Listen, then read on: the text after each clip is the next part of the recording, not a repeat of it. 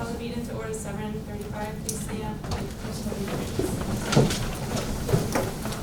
pledge allegiance to the flag of the United States of America, and to the republic for which it stands, one nation, under God, indivisible, with liberty and justice for all.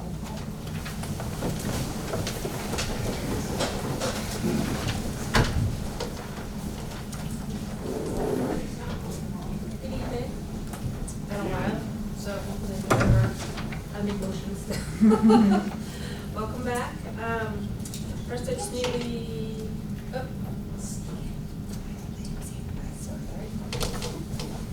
just need the approval minutes, regular minutes and special meeting minutes from June 26th and July 16th.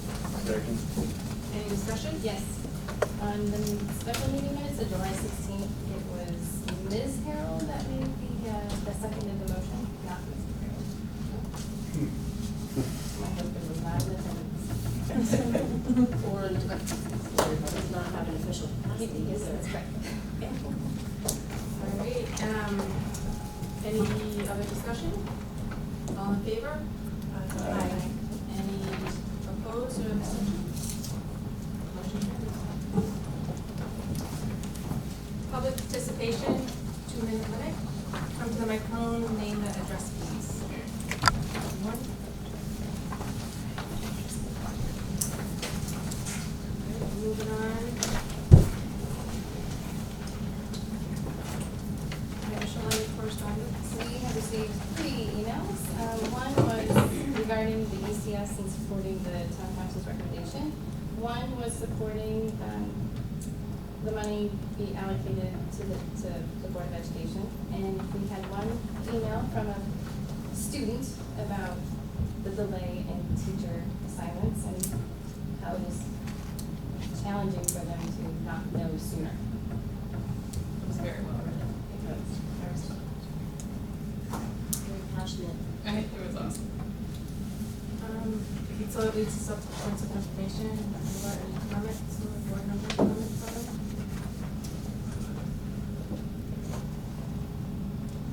I think the student letter, I thought we told parents to do later this year for early elementary grade.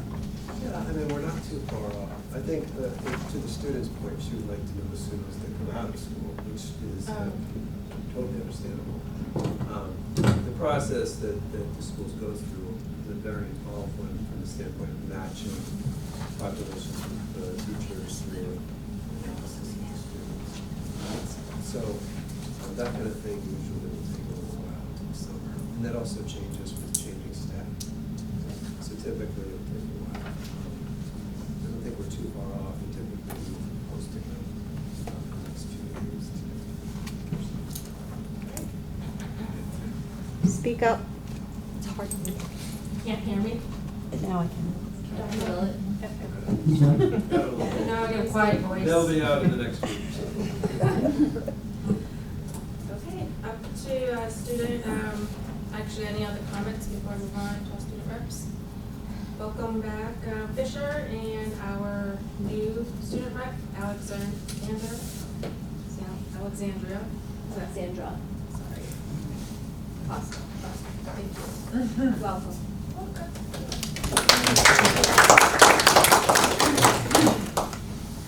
All right.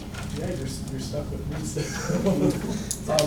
We're not stuck with you. Yeah, we don't have much to say about our school year so far. Other than that, today I met our new vice principal hire at the high school, Mr. Tolland, and he seems like an awesome guy. So looking forward to having him in our school district. Great. And high school orientation for freshmen is coming up too. Yep, the 27th.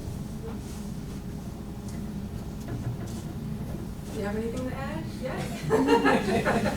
She's taking it all in. I know, just want to leave her alone. No worries. Thanks for being. Up to our superintendent's report. So, yeah, first item of the superintendent's report is you want a proclamation. My understanding is the proclamation where the board will recognize the great assistance of many people in the process of first growth. Would you like to? I'll read it, but before we start, if, there's many people that have helped, so it think this is just one of, like, I'm on the board, so I'm just thinking to myself that there'll probably be many more proclamations as this goes on. So I just hope, but I think it's probably in June. Yeah, we really want to acknowledge the work that people have gotten, the work that people have done to get us to the point we are with Birch Grove. And it's not inclusive, we didn't include everybody, but we're not finished yet with proclamating. But we wanted to recognize there's been a lot of effort and energy put into to get us to where we are now. So we wanted to recognize that. Yes, especially before school starts, there's a lot of nerves, probably amongst all staff and students and most important parents. So I'll just read this, and if I missay your name, I apologize in advance. I've practiced this a couple times. And before you start, I just want to make note that we do have some of the recipients of the proclamation here this evening. You'll know when we say your name, obviously, but All right, so we did. Yep. Multiple. And also want to say it's not, I think this is the first time since this board was done one right on it. I know Karen received one years ago. Anyways, so this is the Tolland Board of Education proclamation.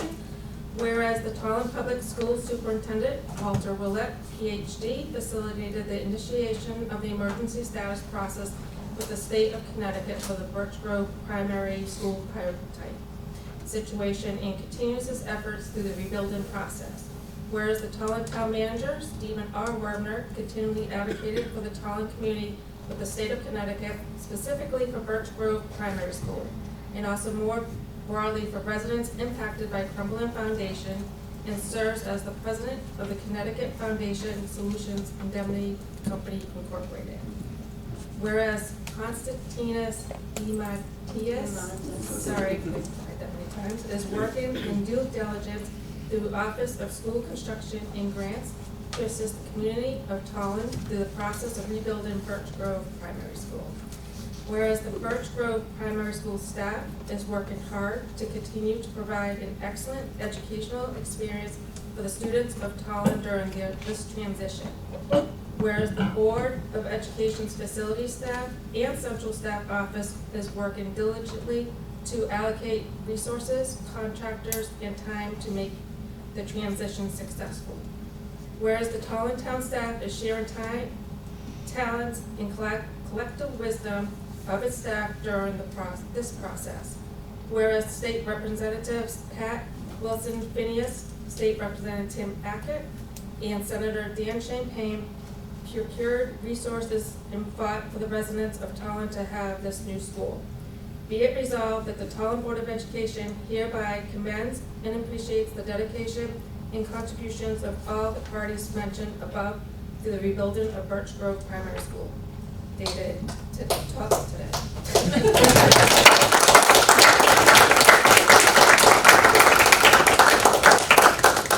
So we have a few framed, and then I have some just nice ones to present. So, For the record, I did not know I was. right, we were a little sneaky because we knew that Walt would not want to get any accolades.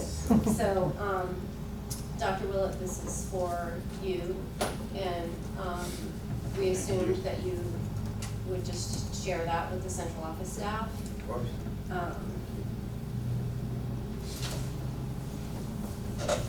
Would love to get a picture too, if possible. Take those two, or take those. Just to throw some things out there. Yeah. Tom Swanson is here tonight, he's the principal of Birch Grove, did an amazing job. Peter Stout.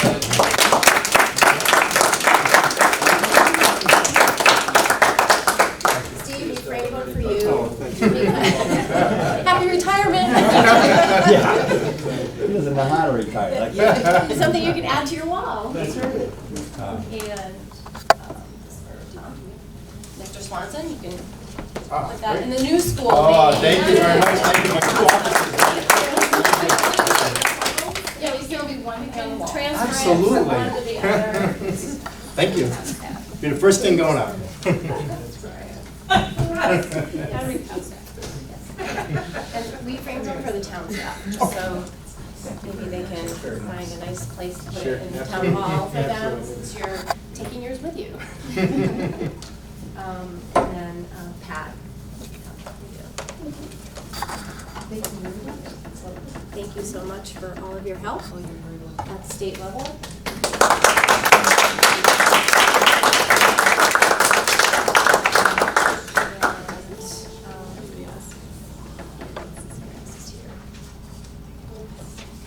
Well, we have one for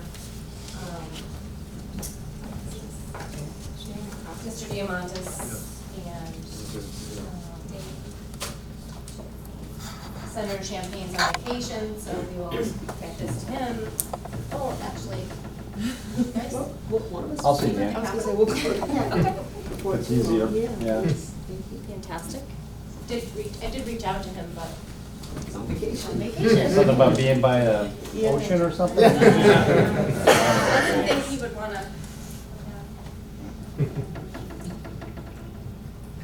That's it. Yes, we'd love to do a picture. A picture?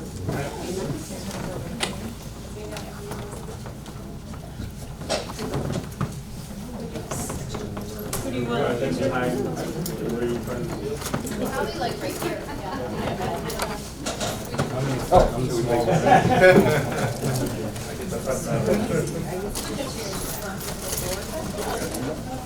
Just them. Just you guys. Yeah, you wanna hold this one together? There we go. Okay, Dr. Willis in the middle there. Yeah, we'll hold one of the towels. Can't see it right there. Collaboration, Dr. collaboration. Willett, will you please get in? There you go, Dr. Yeah, hold one there, Dr. Like you like each other. Can we hold it like this? Go fat. If you got it.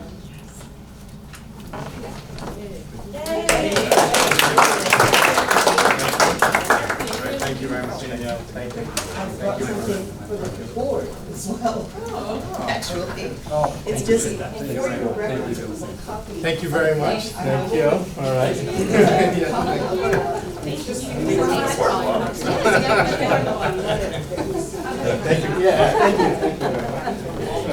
Okay. Thank you. Thank you. Okay. Yeah, let me give that. Thank you. Yes, please, let's talk. Yeah, yeah. So much. We'll see. 2,000 copies. Yay. Excuse me.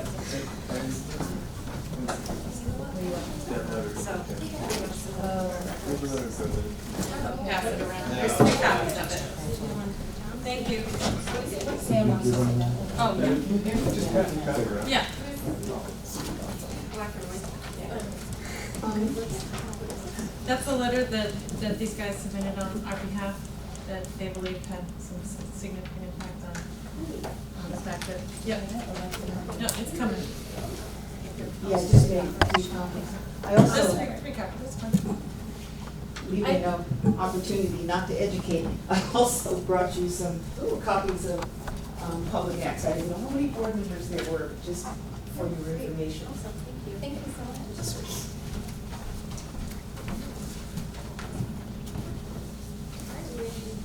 I just wanted to say, there's been a tremendous amount of Herculean efforts, gone into this situation up until this point, and, thank you all for everything you've done, and we're on a positive path, so I think that that's what we need to focus on, so thank you very much. I would echo that. I think you have an amazing staff on the town side, board side too, obviously, and I think the representatives for the community have done an absolutely amazing job. I would love to live in Tolland. I think that anyone in the world who want to move here you know, something that was, what was accomplished here is unheard of.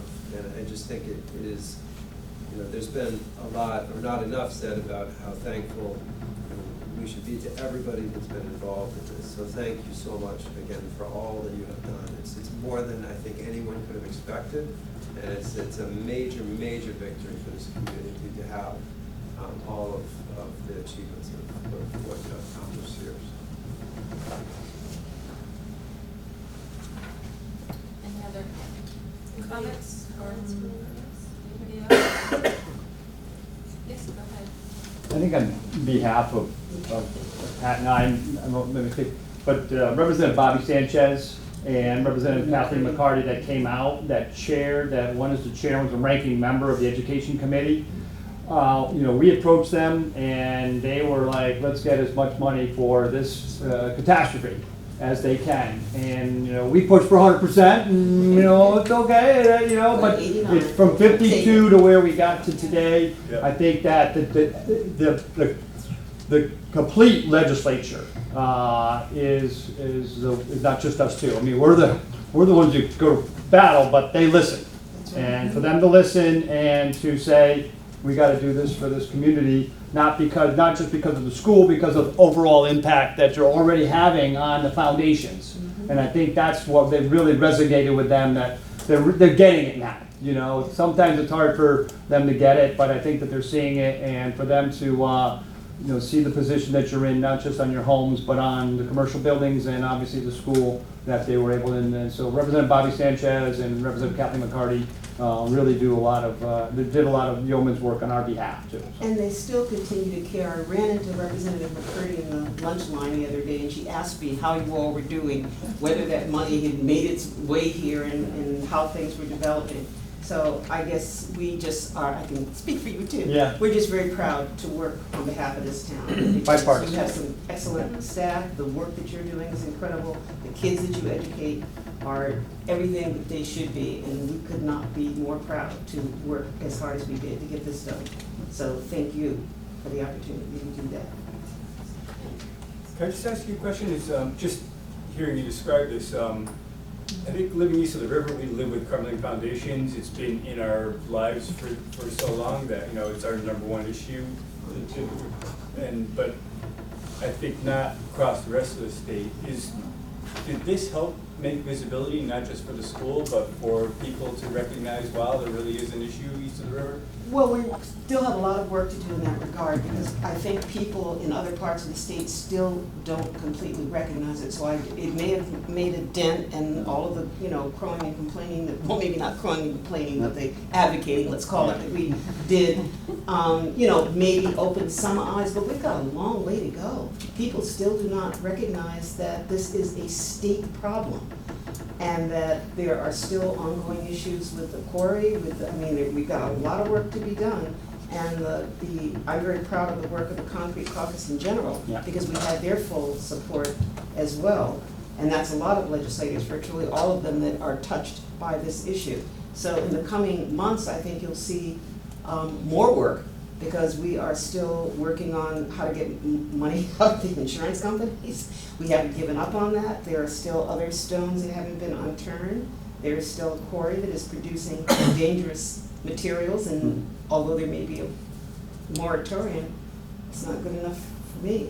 So there's work to be done still. And Governor Lamont is making this a true issue. He brought one of the Department of Housing individuals, Lena Holland, into his office on Monday to be in his office, not to be separated at the Department of Housing, just on foundation issues.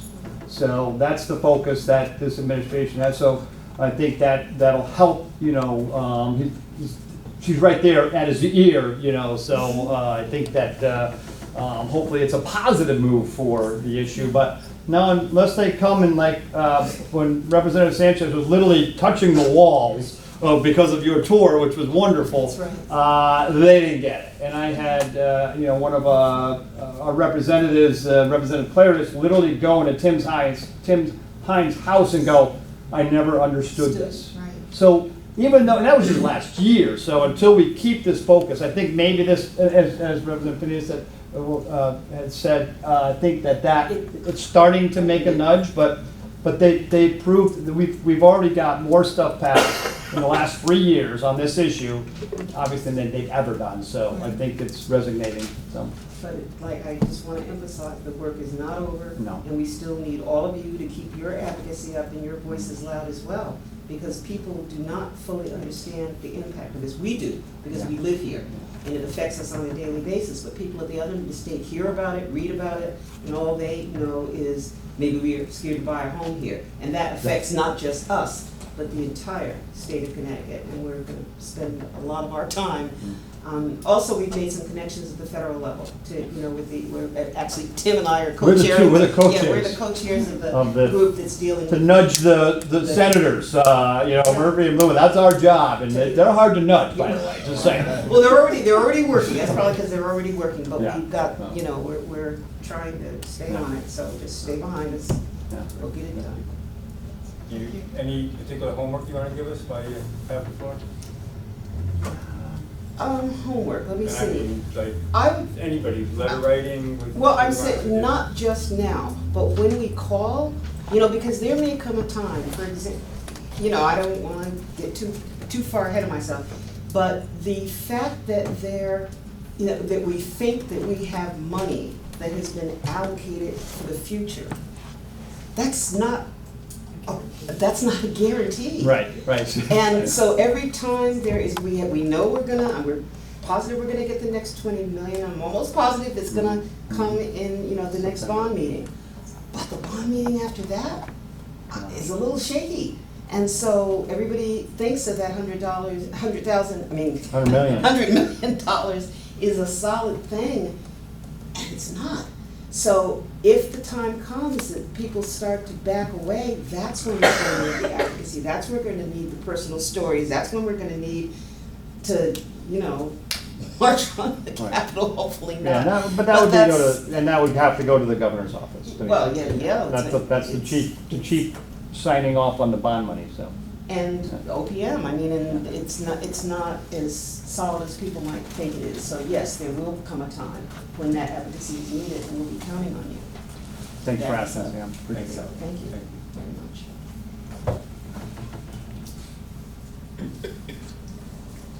So none of the honorees are out to stay, right? They can't, We can always come back, because, I was gonna say, my sister's in from town unexpectedly, so I will take this opportunity to slip away. But I'm happy to come back and talk to you about the Okay. education-related laws, or any of that's why I brought the public acts, because if you see something, those are done.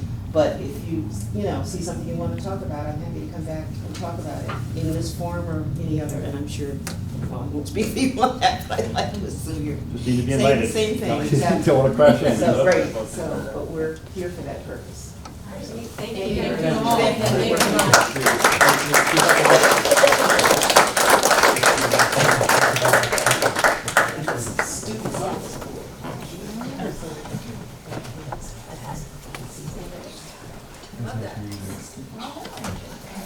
Thank you. Ready to kick off the meeting? Yep. Business. All right. So, G2 is now the teacher evaluation plan update.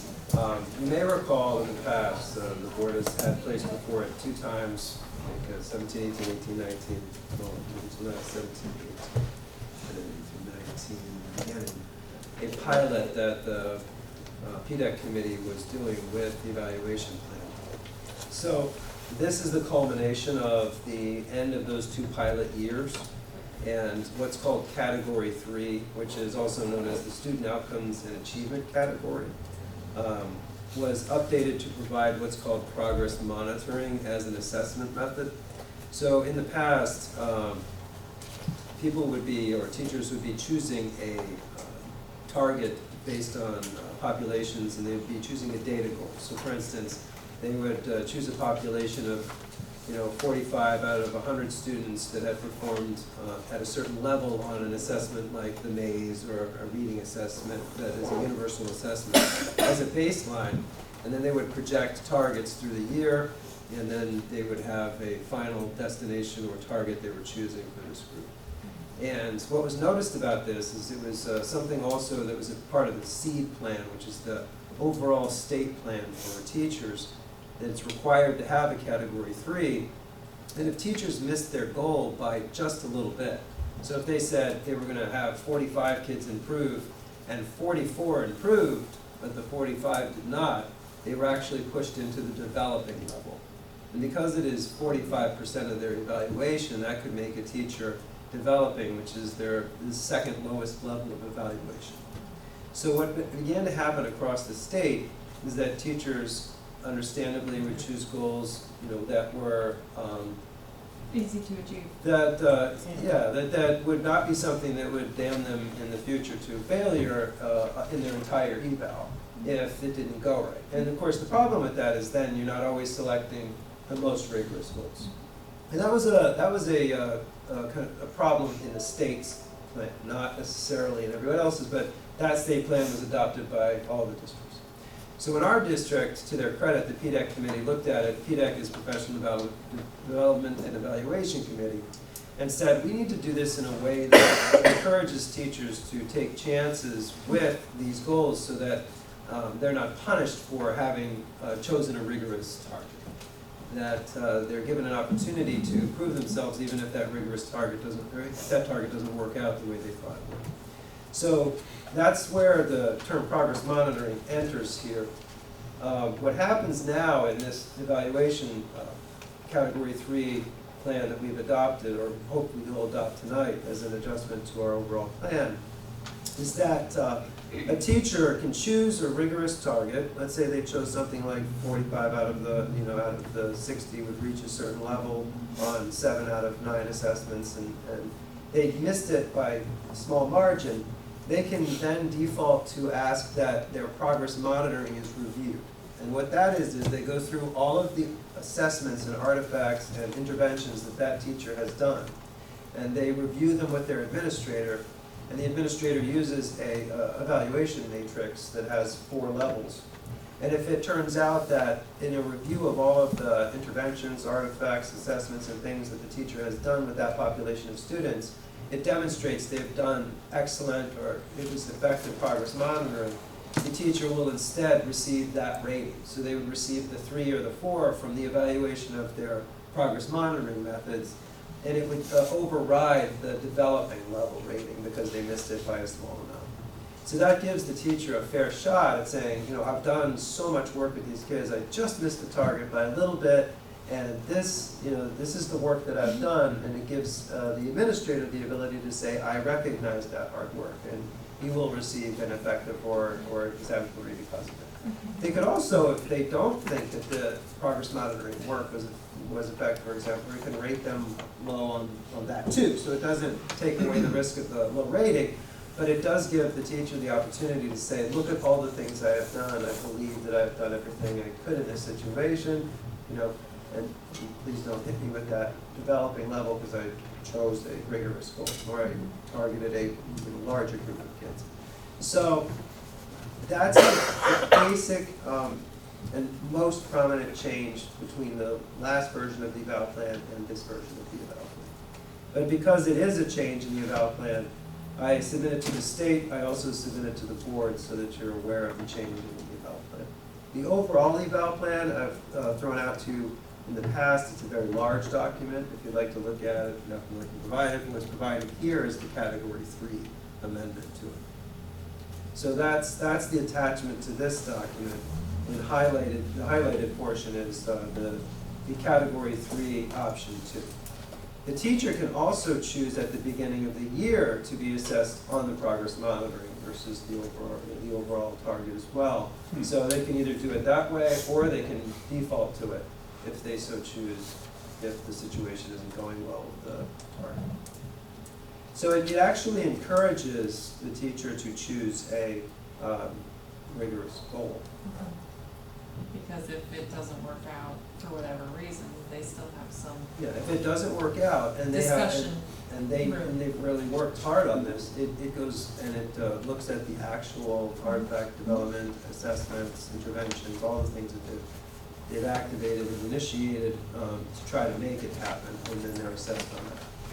So it gives them that opportunity, and you know, great majority, if not all teachers, try their best, choose rigorous goals. And I as an evaluator, was always very disappointed to see when I know a teacher really reached out and really tried to do a very rigorous goal, hit it with most of the kids they had tried to hit it with, missed it by a small margin, and then got hit with 45% of their evaluation at a low level.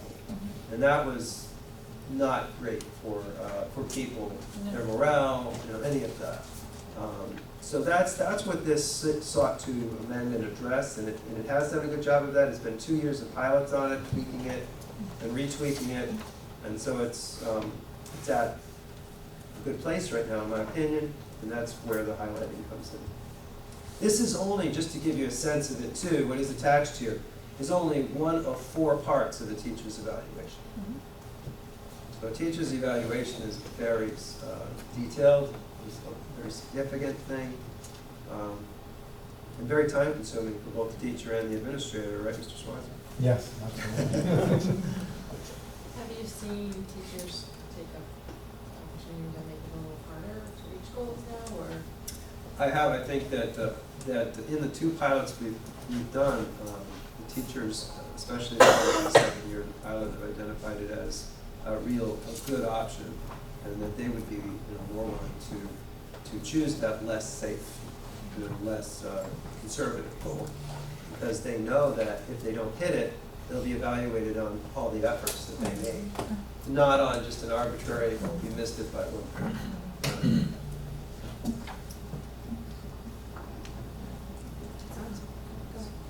Dr. Willett, are there more updates that are probably going to be happening with the plan? Unlikely between now and the next few months. I mean, I might have another one for next year or so. Oh, okay. And most other updates will be cleaning up, Okay. just Nothing aspects like of the this. document that were old. We will be reviewing the plan again, and these will come around once in a while. Typically, they'll take the form of a pilot first, and then you'll see becoming with something that is the overall result of the pilot. Is the state still looking at this? Is it something that they like? They are. I think that one of the things that people had noticed that was a limitation of the original plans that were put out there was that this particular piece of this, which we call Category 3, student outcomes, did tend to make people more conservative in what they were choosing for targets. That wasn't just here, that was everywhere. And that's why the PDEC committee, to their credit, chose to grapple with that. It took 2 years to get that done because they wanted to do it thoroughly, wanted to make sure the pilots were done, that groups were included in the process, and everybody could provide feedback. But the feedback has been good, and the state is looking at this, and I think they are, they are happy with what they're seeing. It might be a model for some other places. Great. Cons that you see? In this particular thing, I don't. I mean, there's always ups and downs, but in my opinion, the way that this came down originally was very limited, because there was no good way out of it if you were choosing a rigorous goal. So Category 3, in my opinion, has needed amendment for a long time, and it's not Tolland specifically. This was something that bothered me about the state's plan for a long time, the SEED plan, because there's no way out of that conundrum. If the teacher picks something that's a really aggressive target and they don't hit it, it's a very large portion of their evaluation that gets dinged. So then, as human nature, it's just human nature. You don't want to end up on the developing side of things. People will choose something a little safer. But if you're choosing something a little safer, you may not be shooting for as high of a goal for the kids as. So this is using state regulation? It's not. Yeah, not so much easing as evolving this particular piece of what's called the SEED plan, so that it encourages people to choose rigorous goals. But it is in the purview of districts to make modifications to their plans.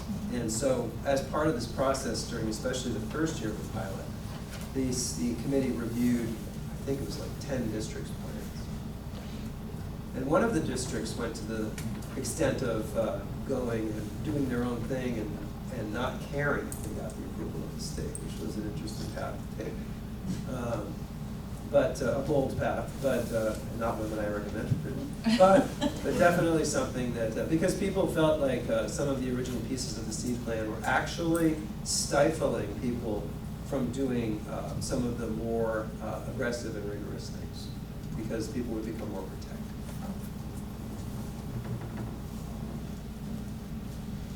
So what we're looking for, I'm looking for here, is a motion to accept and approve the Tolland Public School Presidential Development Plan dated 8/14/2019. And that plan would include, as the narrative above speaks about, the changes that came about because of the pilot in 17-18 and 18-19 years. I'll make a motion to move G2 to J1 for board action, teacher evaluation plan. Any discussion? All in favor? Aye. Opposed? Any abstentions? Motion carried. The next item is ECS update discussion. The town council had taken up the educational cost sharing question of funds that were thankfully returned to Tolland from the state. And this was added to the agenda at the request of members, membership, so that it could be discussed. So I open the floor to the board for any discussion that you might want to have on that. At this point, is there anything to even discuss?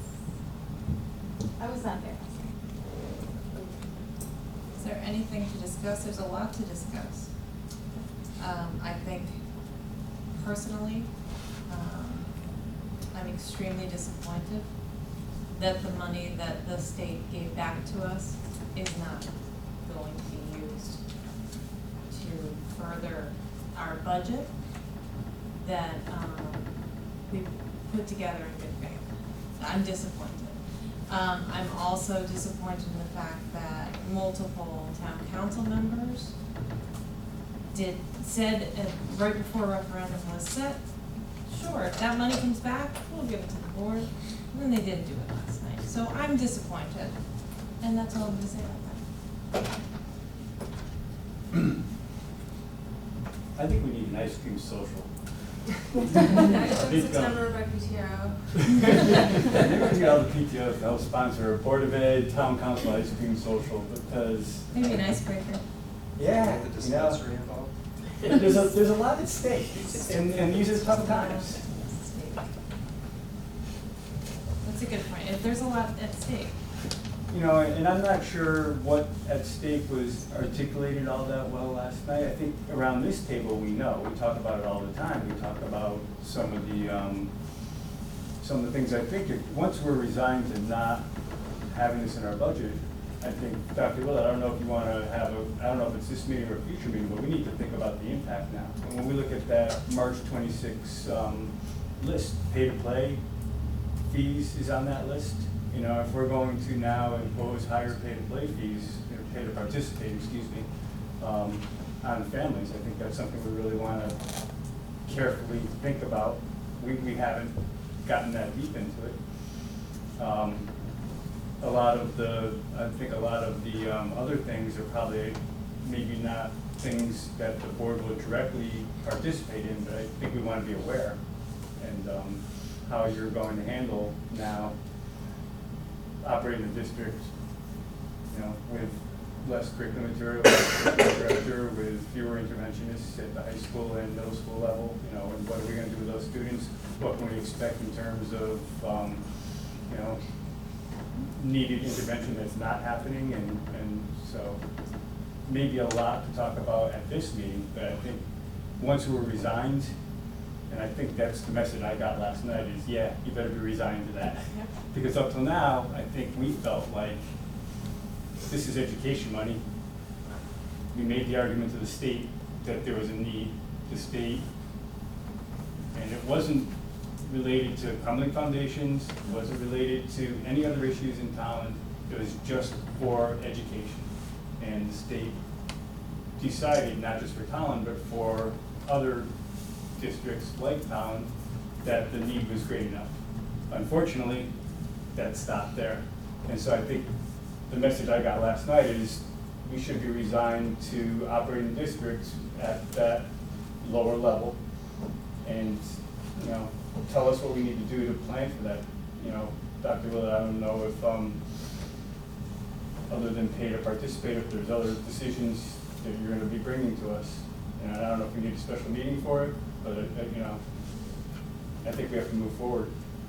Well, I think we also need to take into consideration that we will have incidental temporary operational expenses for Birch Road that we didn't plan for in our budget, but now we have to find the money for because there's nowhere else that we are allowed to pull this money from.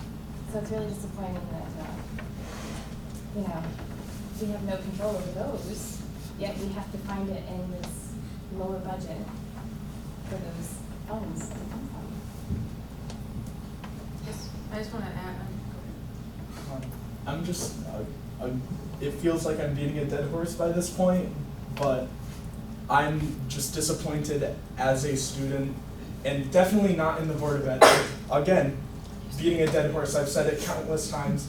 I know in all good faith, the Board of Ed looks after me as a student, and after every single student, and our administration looks after us, and our teachers look after us, all in good faith. But I have to say, there are some situations where I just feel disappointed in people representing our town in basically telling me as a student they don't care. I put it bluntly every time because that's the only way I can put it, and if I don't put it that way, nobody's going to listen. And nobody has listened outside of the Board of Ed and outside of the school systems until now. So if nobody's going to listen, nobody's going to listen. Then I'll just keep saying it. Because I'm a student, I have a life as a student, and that needs to be supported. I have things I do as a student that need to be supported. And if there are people who don't believe that, I can show you my schedule. I can show you my block schedule and show you what classes I take. I can show you after my extracurricular activities. I can show you how many other things I have to do outside of school. I need support as a student. Without proper funding, you cannot fund support for a student. Without proper funding, you cannot support professional development. Without proper funding for students, you cannot fund the students' education at a bare minimum. We have reached a point where our academic budget per student, our per pupil expenditure, yes, it's low. That is a good thing. We can all agree having a low per pupil expenditure is a good thing. But we can have it higher. I don't know how many people know what our median income is in this town. It's pretty high. We can support our students more than we do now.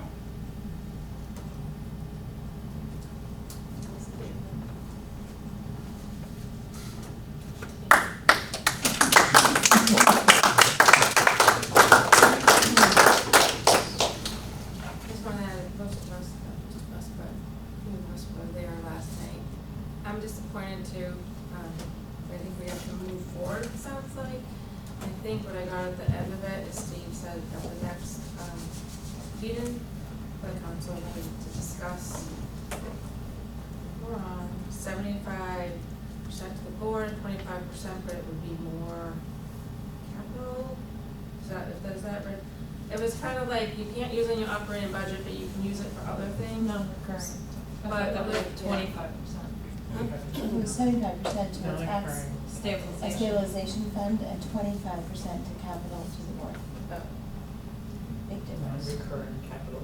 I misunderstood that. I wish I was right.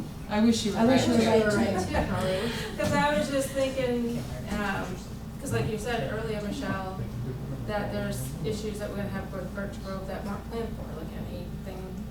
Incidental operating expenses So- that don't fall into capital. So, But they're temporary and they're totally out of our control. Last time I checked, we had a fund for that. I but Say more, what do you mean? Do you mean the 1% one? No, our fund balance, general fund balance, Our unassigned fund balance Oh, is really meant for emergency type situations. Unplanned, unexpected things. So if we don't get that 568, or even 75% of that 568,000, 25% of that $568,000, then we have to go to the town and ask them for money for the Bridge Grove project. Is that what it sounds like? I don't even know if it's not covered. I mean, I don't know where we would pull that money from. Because it's an operating expense, but it's temporary. But it would fall under an operating expense. I don't know. And I'm not sure that we would even get it if we asked for it. I feel like I've been left out of a process as an expert in the issues of our education. And I'm really disappointed. And I'm just gonna, we spent hours Oh, it's stuffed in the corner. working on this, and I feel like this has not been followed at all this budget season. Like, we haven't been a part of the team, we haven't had any kind of conversation, there's been no listening. So, I'm just gonna leave that in the chair, I'm sure it'll end up in the corner tomorrow, but I don't know why we did it, because I feel like it was a waste of my time. And I've got a lot of time committed to this board, and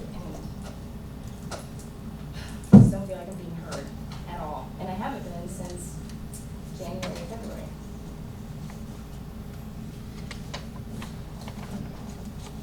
Should we go back to the proclamation, because that was one. That was, oh, no, the proclamation is great, but, any other comments? Yeah, can I just say something about, it sounds like Steve Wardner, feels a strong need to, or I think it's Steve and the council, feel a strong need to put more money away.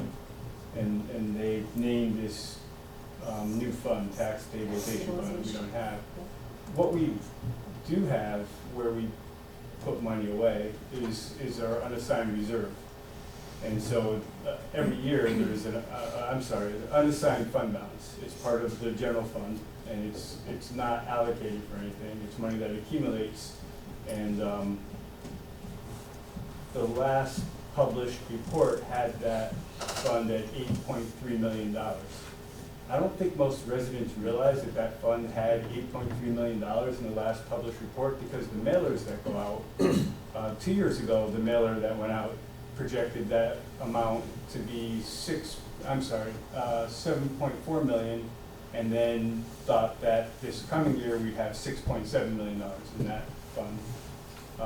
The mailer that just went out a few months ago projected a fund balance for the year just ended. We haven't seen a published number yet, but projected that at 7.7 million, and then the year after to be 7.4 million. I'd be very interested, I think, before you even talk about another fund, how much money is in this unassigned fund balance as of June 30th, 2019? I'd like to see And that.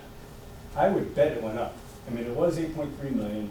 That's far higher than any number that's been published or sent out in a mailer. When we started having issues with state education funding, the balance was $6.8 million. I remember going to meetings, folks being really concerned that that was going to get deteriorated. They ended up changing the ordinance. It was $6.8 million. And instead of it going down like we thought it would, like the fear was at the time, it's actually gone from 6.8 million to 8.3 million to something higher than that, I bet, at June 30th. And Dr. Will, do you know where it is at June 30th of 2019, or even an estimate? What's that? Yeah, the unassigned reserve balance. I mean, there's a number now, it's just not published yet. It'll be published in December.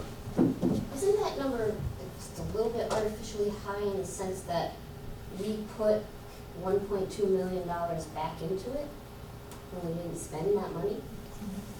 So there was 6.8, and then we had the 1.2, and it was allocated to like parking lots and capital expenses. But that all, unfortunately led to statements back to one general fund. So isn't that 8.3, including that 1.2 or $1.3 million that we gave back? There's a whole lot of money and funds in the town that I don't understand. Like, we ended up getting our bulky waste back because they had a fund for it that they could pull from.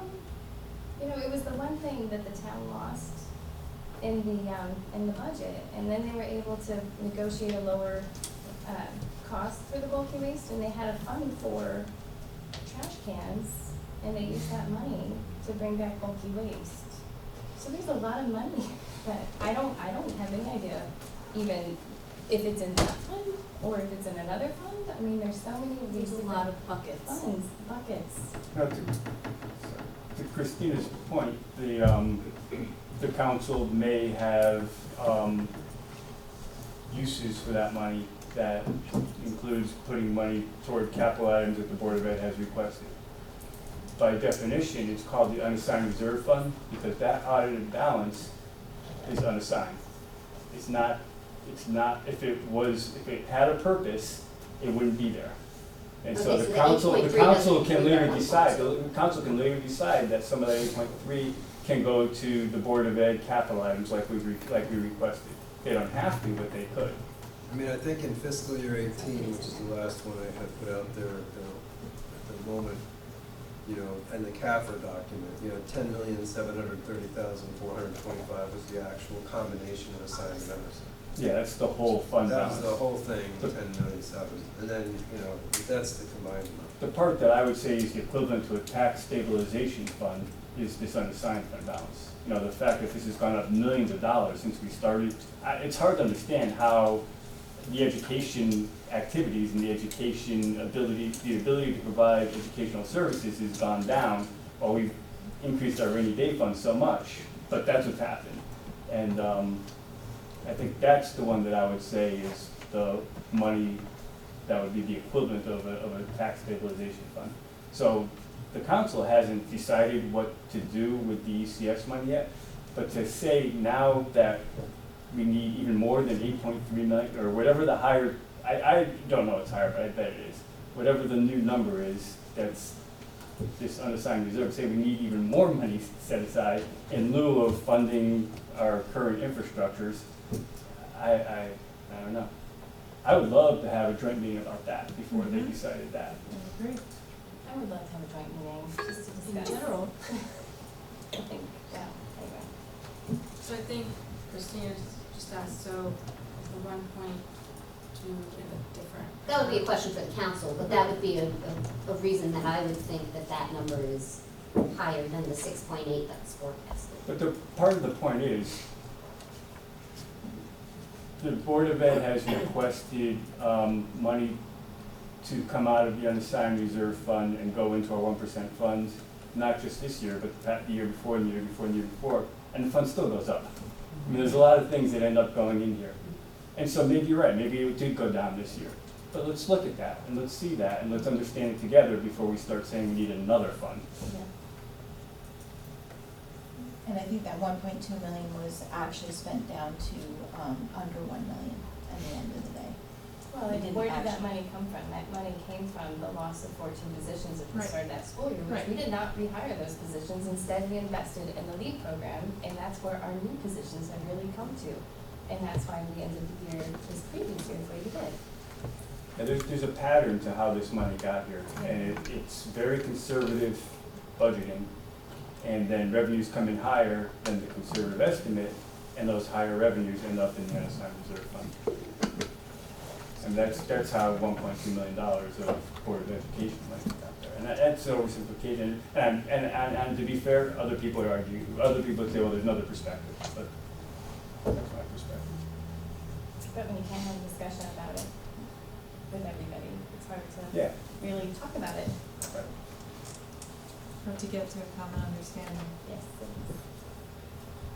My comment on this was that when we had issues with not knowing an uncertain ECS fund number, we had discussed formally together in joint meetings about a 75-25 split, where 75% would come back to the Board of Ed, 25% would go back to the town. Yep. That was discussed formally in joint meetings. I think that it was discussed at the one at the auditorium. And I'm not sure, I wasn't at the meeting yesterday, I don't know if that was even brought up as an option. I brought it up in my public thing, and it was Brenda put a Brenda motion out moved there it and forward. nobody would see, consider one second, second. not even talk about it, so I don't know.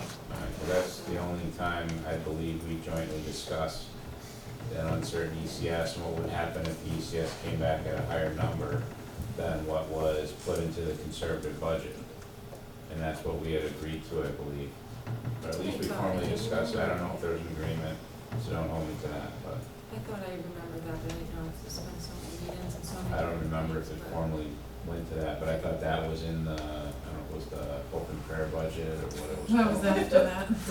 So, was 2 years ago. Yeah. That's so what we that was when we didn't Blends know. together. and That the was ECS when we came back didn't, higher. right, Open so house strategy. Connecticut didn't pass its, yeah. I don't know. That was, no, That we didn't have a flyer- budget until November then. Yes. That was terrible. Yeah, That's that why we was lost, really and that's bad. how we ended up with all that extra money, so we Right. lost all that staff. And I'll also add just to what Jeff said is that the input that we gave, the council through Steve, for the 382,000 is actually less than 75%. It's like 67 or something like that. So, you know, we're not even there, and I think that that was a respectful compromise. And we have talked about, the need for intervention staff and the effects that has in cost avoidance down the road. We have tried to educate them. And it gets thorny because when we're talking about cost avoidance, we're often talking about students that have serious needs. And because of privacy issues, we can't go deep into numbers. And it's impossible to predict who will need in the next fiscal year X amount of services. Can we provide it in district, can we not? It's impossible. There are far too many variables. And so when questions like that arise, it just gets really thorny. We're in a town of, 14,000 people. We all know each other, and we have to hold our young ones, like, their privacy and their rights, like, in the palms of our hands, because we cannot just treat them like a number. And that just, so that's upsetting to me that it would be, all numeric. When all of these cost saving measures have been employed to keep our kids in town, because we know that's what's good for kids. And yet, we're haggling about this amount that should be, within, help the board to continue its measures to serve its kids. That's it.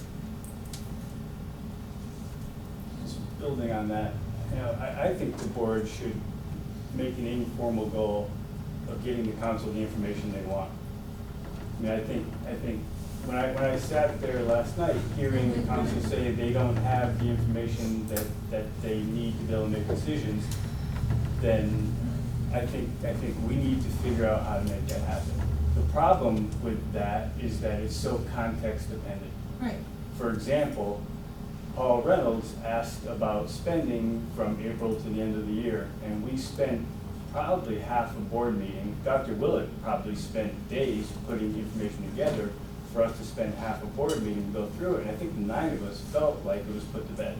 We felt like the question was answered, and I thought there was communication after that to the council to say, hey, look at our minutes, look at the information, come talk to us. Dr. Willett, I don't know, have you met with Paul Reynolds? Has he come to you for anything to, pardon? I've offered to. You've offered. And it's context dependent. It's not like you can put 5 PowerPoint slides together and say, here you go. But I think we need a goal. I think we can't sit there and have the council feel like they don't have the information they need to be able to decide about the Board of Ed. Something has to be done. I don't know what, but clearly there's a disconnect. When we sit through a meeting, spend almost, it wasn't almost an entire meeting, I'm gonna call it half a meeting, reviewing information that was prompted by an FOIA request, feeling like we put it to bed, and then on the other side, the feeling is that it wasn't addressed at all. And so I think something has to be done in the way the two groups interact, and I'm not sure what it is. But I do want to set a goal to do that. Pardon? A joint meeting would be really helpful. But that doesn't seem to wanna come to fruition, so I don't know how, Well, do maybe we they'll set a drag goal them by too. their feet to the table? I don't know what you mean, Sam. Yeah, I'm confused too, because that would mean more time for. We've asked several times, and even last night, I'm sorry, I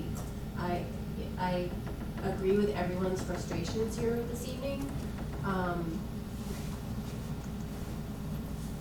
Back many months, we've tried, and the lack of collaboration and wanting to have a true understanding of the impact on our schools, of the challenges that our students have to deal with and our staff have to deal with, it just wasn't there. So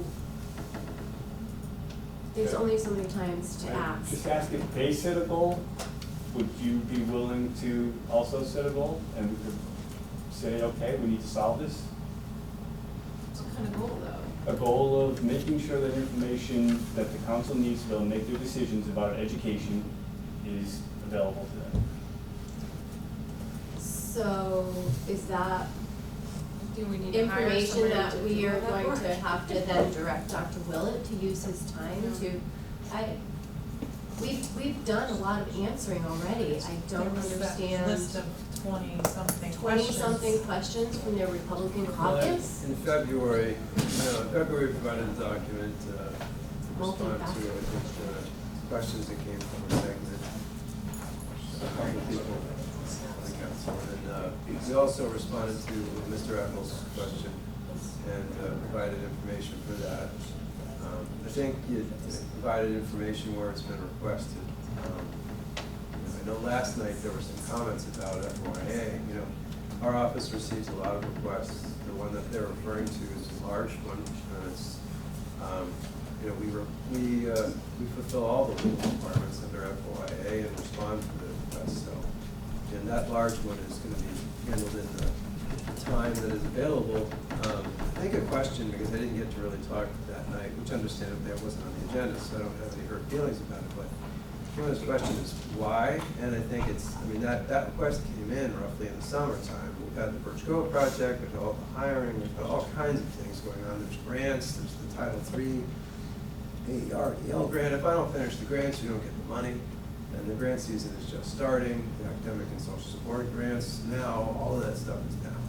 So all FYI requests are processed in the time available to do so, and with with resources available to do so, and provide what is in existence. So that's going to get fulfilled like any other.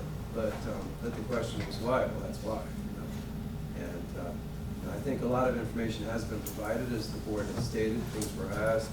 One 32-page document was provided, another one was provided, then the 2-page summary to Mr. Everett. So, we'll do what we can, but I don't think there can be, I think information has been provided. We have, so just keep working to that end. Just on that particular item, I thought the council, maybe not Paul Reynolds, but I thought you got some response or indication that they were satisfied that we had provided information in response to that. Or maybe it was Mr. Werner said he recommended they. I have to go back and look through my emails, but I thought there was something maybe that it was came just, back I from think it them might that have just been said- like, thank you for your email. I don't think it was anything. You know, I have to really go back. Colleen, could you maybe go back to what we did at that meeting and the information we provided and Which the meeting? one where we went through April through June spending? And before Dr. Willett spends any Is that time our on last it, June meeting? before Dr. Willett spends any more time on it, 26th. yeah, before Dr. Willett spends any time on it, see if the council really want that information, because FOIA requests aren't typically the way elected bodies business. interact. Yeah. There's a lot of other ways. So Colin, maybe you can find out if they really still want us to do something with that, since we really nine of us felt like we addressed it. To be fair, I don't know that it's from the entire body. I think it's from Mr. Reynolds, and I don't know. So, but I don't know that it's the entire body, absolutely.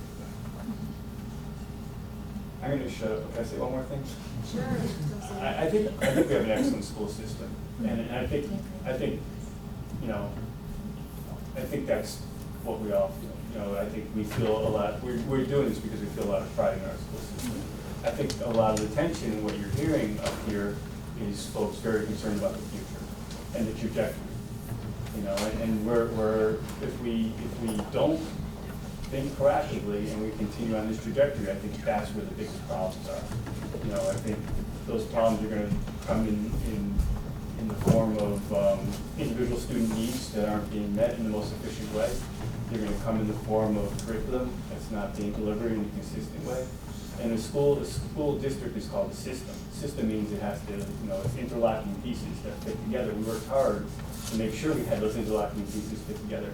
And when they start coming apart, it comes apart slowly. You know, you don't initially see the negative impacts. The cost maybe 2 or 3 years down the road. That's where we're at now, and that's, I think, the fear that this board is expressing. We don't want anyone to feel like Sky is falling.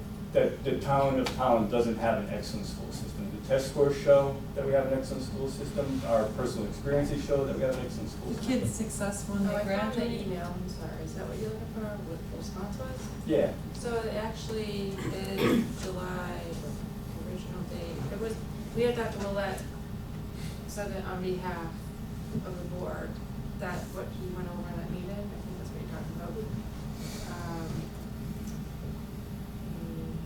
Please, from Dr. Willett, dear Mr. Eccles, please see that the attached item, Ms. Udacek and Ms. Moran, want to share with you on behalf of the Board of Ed. And I just saying, thanks, Dr. Willett, please let Colleen and Karen know, and please know yourself that we appreciate your effort. So I don't know if that got passed on to the council, as the members, but that was the response. That's what I thought, just a bit. I guess if there's some way that could be the answer to the FOI request, so Dr. Will doesn't have to reinvent and come up with something else, it would be doing a big favor. I don't know if you I can. think the FOI came in after that, though. Or did, No, that or was I in can't even response. keep track anymore. That meeting, the document that Walt put That together was was to in the response, FYA. because we wanted to put together something, and this is what we spent the money on. Yeah. But I don't know if Paul got it or not. Right.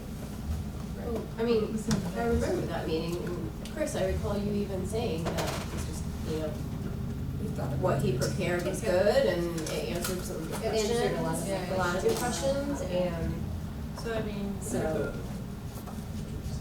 Sorry, I know you're raising your hand over there politely. You could speak, you could just throw it out there. Just like Sam said, I will try and make this quick and not speak that very much more. Not to sound like a broken record, as I always do, it seems. In addition to the well-documented history of the Board of Ed and the fact that we have minutes for every meeting, there are multiple published documents for multiple meetings over the course of at least the past year concerning our budget, concerning your plans for the budget, and concerning responses to the town council about the budget. I think, in addition to that, what Mrs. Howard Bender said, I think it's again necessary to talk about the fact that I am probably not going to be affected very much by this budget. I will say that very openly. I am a senior in high school. I am probably not going to be affected very much by this budget. Does that mean I'm not going to be affected? No, it doesn't. Not very much. However, in addition to the Tolland Board of Education as a unit itself, there are well-documented diagrams and other statistical information available online that you can easily access. Anyone with access to a computer, and everyone in town does have access to a computer through our library, which is right down there, you can access diagrams and other statistical information referring to kids with lack of SRBI RTI services. I've talked about the pyramid before and how over the years it is historically shown if you remove these services or degrade these services, it affects students year after year more and on an exponential level per year. You take away other services for students, and it affects them just the same way. It won't affect me as much as it does down the road. And when you take money away from a Board of Education, it never ends up being in a case scenario where they say, oh, we can take money away this year. Oh, we'll just give it back next year. That never happens. There are very few case scenarios where it is the duty of a town to give back to the Board of Education, even though that's the way it works. I always see in every single example I do, because I'm sorry, I do research. It may not look like it because I'm a high school student who doesn't know what they're talking about, but I'm sorry to say that's not the case. I do my research, and I know that historically this will impact students down the road. Specifically, I think it is 6, Dr. Willett can maybe correct me on this, but I think it's either 5 to 6 years down the road is when it will start being the most noticeable, especially with SRBI, RTI services. 5 to 6 years down the road, a statistic that you cannot argue. This is science, this is statistical information. Students are not being supported, and if they do not continue to be supported, historically, they will get supported exponentially less, and if you do not fix that, nothing will happen. Thank you. I just want to add to that. I'm an angry student. I'm an angry child. And I don't mean it in a bad way. I was going to say, on top of that, kids can end up on special ed plans, and it's just going to cost the district more. Right. it costs, it historically will. We've been down this road before, and Yes. we're trying to write it, and when we don't get support, it's really hard to write the ship, and save us. It's a process, and it doesn't happen overnight in building the tiered supports, which I mean, most Dr. people, Willett's trying to do, but. most people on the board know that even before I was a student rep, I was standing in for my support of the school systems, and I was doing everything I could to support at least the high school.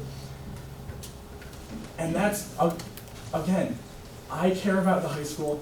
Budget impacts do not impact me directly as much as they will kids 5 or 6 years down the road, but it is a historical problem, and given my position, I need to say something, and I know it's not falling on deaf ears. I know you will all listen to me as a board because you care, but otherwise, I don't think people do, and they need to be reminded every time, because if they aren't reminded every time, the historical trend will continue. It's, again, Mrs. Moran said something once at the town council meeting where they decided the budget. Don't worry, it's nothing bad. She said, simply scientific research-based interventionists. It is based on science. That's it. That's it. You cannot argue the science. It supports how a Board of Education works since I know we so much want to use numbers to define what my life is, instead of defining me as a person individually, since we want to use numbers and dollar signs, I will use numbers too. These statistics are numbers, and they tell you how it affects students. They tell you blatantly. Again, I'm an angry student and I'm voicing my opinion. You're not. I'm not. And neither is Alexandra, neither is anyone in my grade, neither is anyone in her grade, neither is anyone K through 12 in the Tolland School District, the school districts throughout Connecticut, or throughout the country, or throughout the world. No single student, no single child, no single person is a number. And if we're saying at the federal level, oh, no one's a number, then we're saying at the state level, oh, no one's a number, but our towns can't agree that a student isn't a number, nothing will change. And I think everyone wants change, whether it be in one direction or the other. The situation we're in right now is not good. We need change, one way or the other. And nothing will change if that isn't agreed upon. Kids are not a number.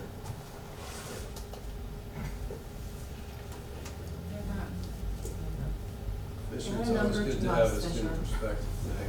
Alexander, did you want to say anything? I don't want to. Alex, you have plenty of time. Just I think she moved her chair a little bit further away. Me too. She's a good arguer.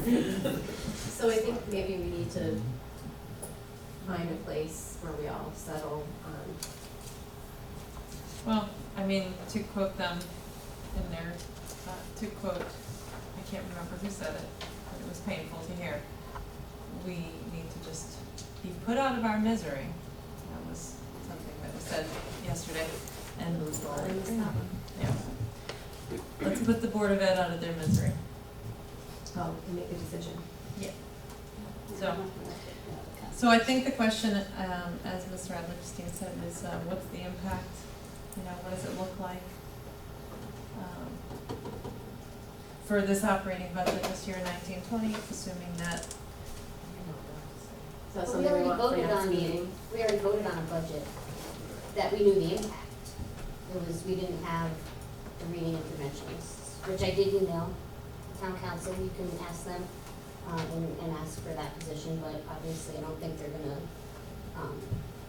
respond with money for reoccurring expenses, because I do think they are necessary.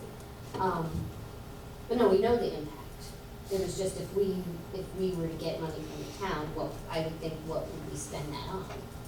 Don't you feel like we already know the impact? Like, we voted on a budget and we should know what we voted on, right? Well, there's pay to participate fee increases in there for one. I'm just picking out one item. I'm not sure that I want to just say, okay, that's in there. I mean, there are a few things that I think should be discussed at the board level.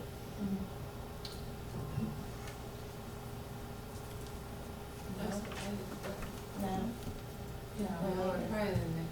For the next meeting, Sam, is that what you're Yeah, saying? that- or- Like, yeah, just down the road. something- Yeah, yeah. breakdown in the next meeting, a Yeah. lot of impacts, but we did, we have created that budget, so, at this point, we factored in the trend, reductions to trend and things like that. We could talk about what impact that would have, but that has been done, if we're in the new budget years. And the one thing Dr. Willett really doesn't bring to the table is curriculum director activities. But that's on us, to continue to expect him to do that for one more year on top of his other job is, right. Curriculum director, Professional development. Yeah, professional development. so I'd like to incorporate that into the discussion, maybe even, I don't know. So is there something else that you want Karen and I to send to eliminate? Do you want us to Resend this? resend? Make sure that FOI request is still desired. Yeah. And Oh, I make think sure it they've is. seen the information that has been provided. Maybe we need to just follow up with Bill, Dave, and make sure that the whole council was Received that provided that information. information. Well, again, remember that the request is made by a person, this is made by a Right. person with usually other people. So it's not necessarily the town council, Mr. Eccles had requested it for provided. This is from an individual. But in And collaboration. it's true that FOA kind of worries with that, because then if people start asking back and forth for all kinds of things, what it does is it hurts your staffs. The town staff's not in a position to start answering tons of FOA things, So it's about where, how badly you really, to what purpose do you want this piece of info, I know, like, just some of our minds went to retaliation, but, that was like Well, just and quick in the I'm moment. suggesting We're not, people we're not not, do that, we're not doing it's that. just, so again, remember, it's not the town council did not ask, this was a person or, seizing people who asked. Person who sits on the council, so maybe just in leadership collaboration, they could talk to Paul, make sure he's seen the information, maybe they could talk together, decide whether it's needed. I think Because if, it's a lot of resources that we don't have, that would be required to fulfill that request. and honestly, the reason we did it the way we did it is because of the context. Yeah. The best way to have the answers that they want is not with a whole bunch of paper that is delivered, it's really going through the context. Well, and a response is provided, and it does take a lot of time. You do have to go through too. If you have purchases that relate to a student or, specific students, you have to redact those things. It's a heating tube or a thing that, you know, that kind of stuff. It takes a lot of time to put through and then the back.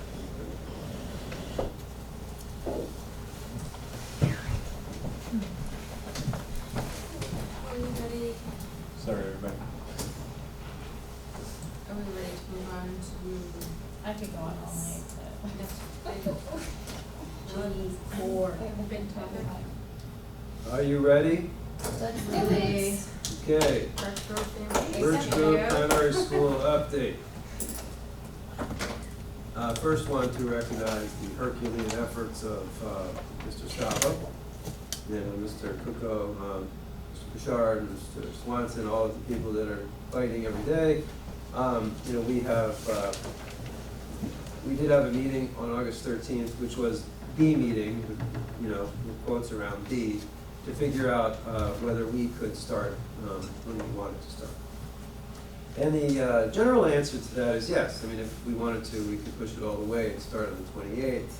My problem with starting on the 28th for students is that the teachers are going to go through a lot of unpacking.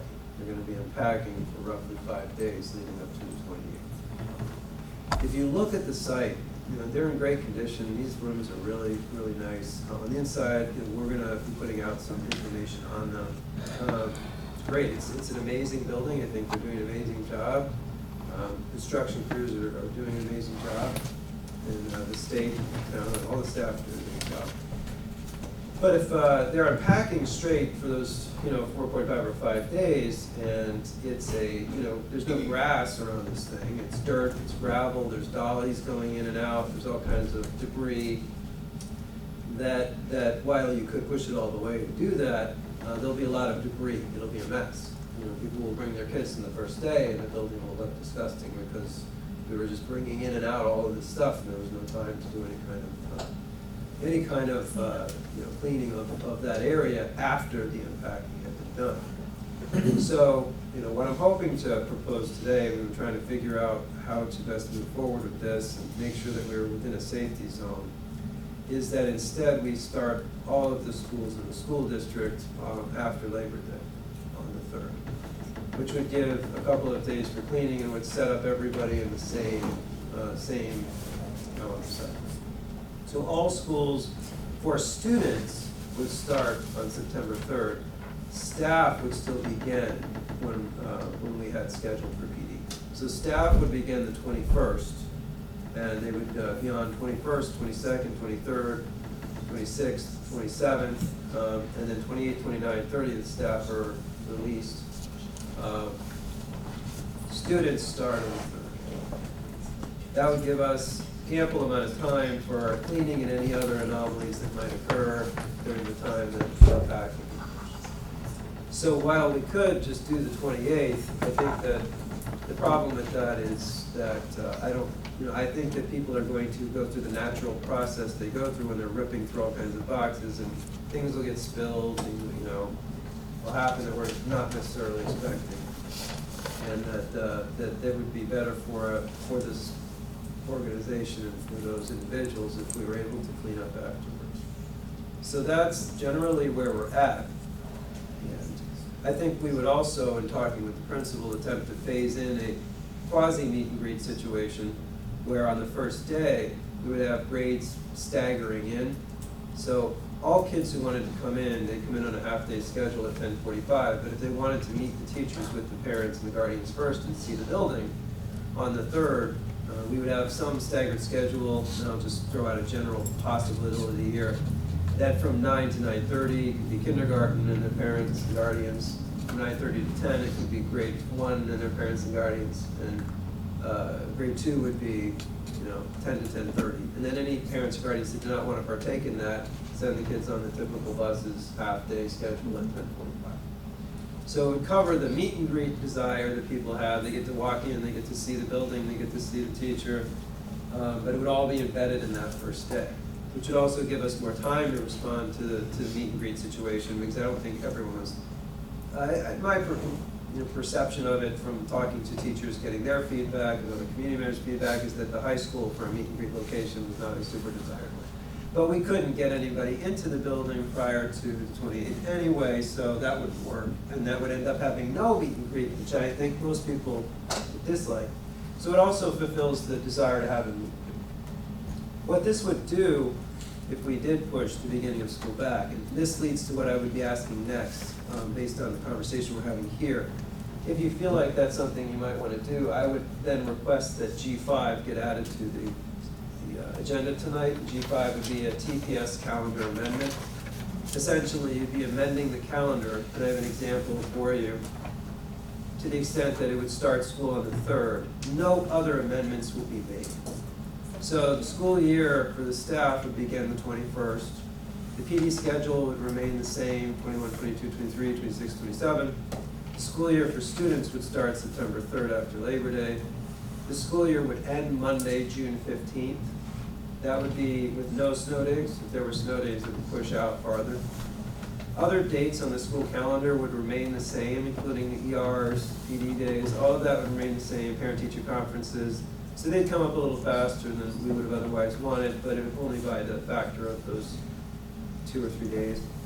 And then it will create a need for us to internally on our own software change the semester dates and change trimester dates. But that's an internal thing. So that's the long and short of it. I have seen these. I would send my own kids into this building. I think once we're all set, there's very little. It basically looks just like any other school on the inside. And I think people will be pleased with what they see. It's a pretty amazing feat that has been accomplished here. So I think we're going to be a good place there. My desire is for the parents and guardians to walk in and see it. And without those other scenarios, I can't really find a good place for a meet and greet day.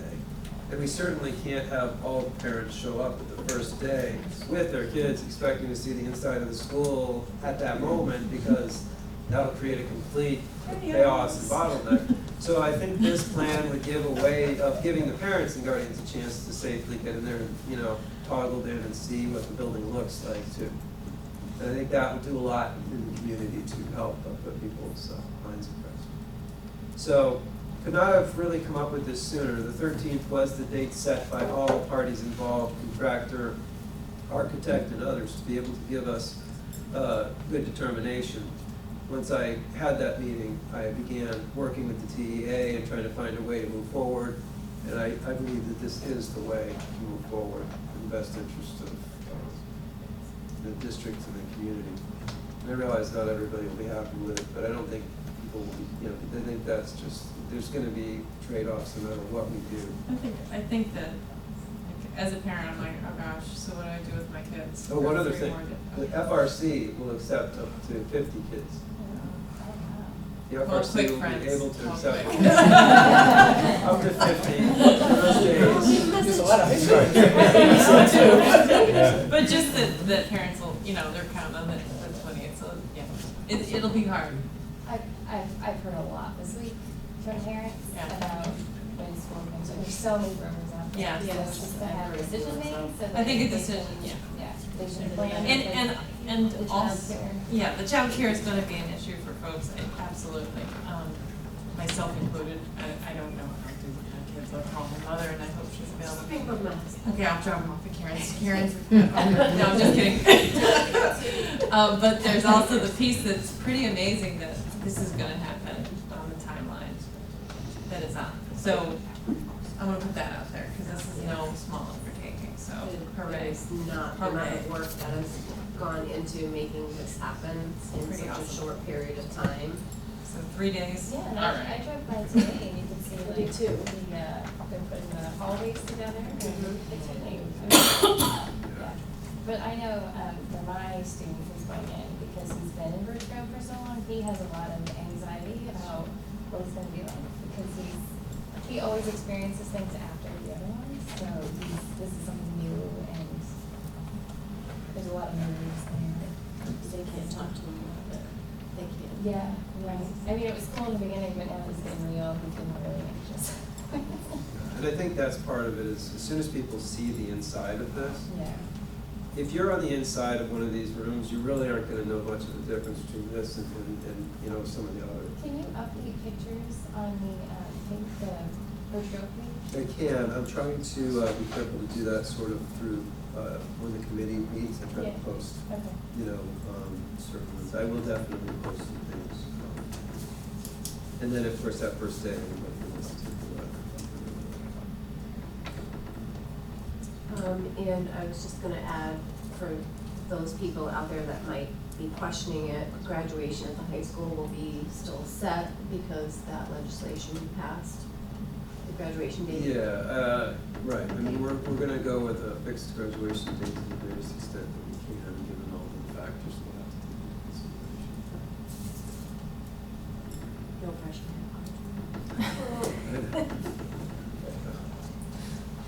Is this something we have to vote on, Dr. Willis? So what I would suggest is, now that I have given you the update, if you feel amenable to such a thing, I would like to have someone make a motion to add agenda item G5, TPS calendar amendment to the agenda. And then once you see the TPS calendar, move it to J2, is that where we're at? J2 for action.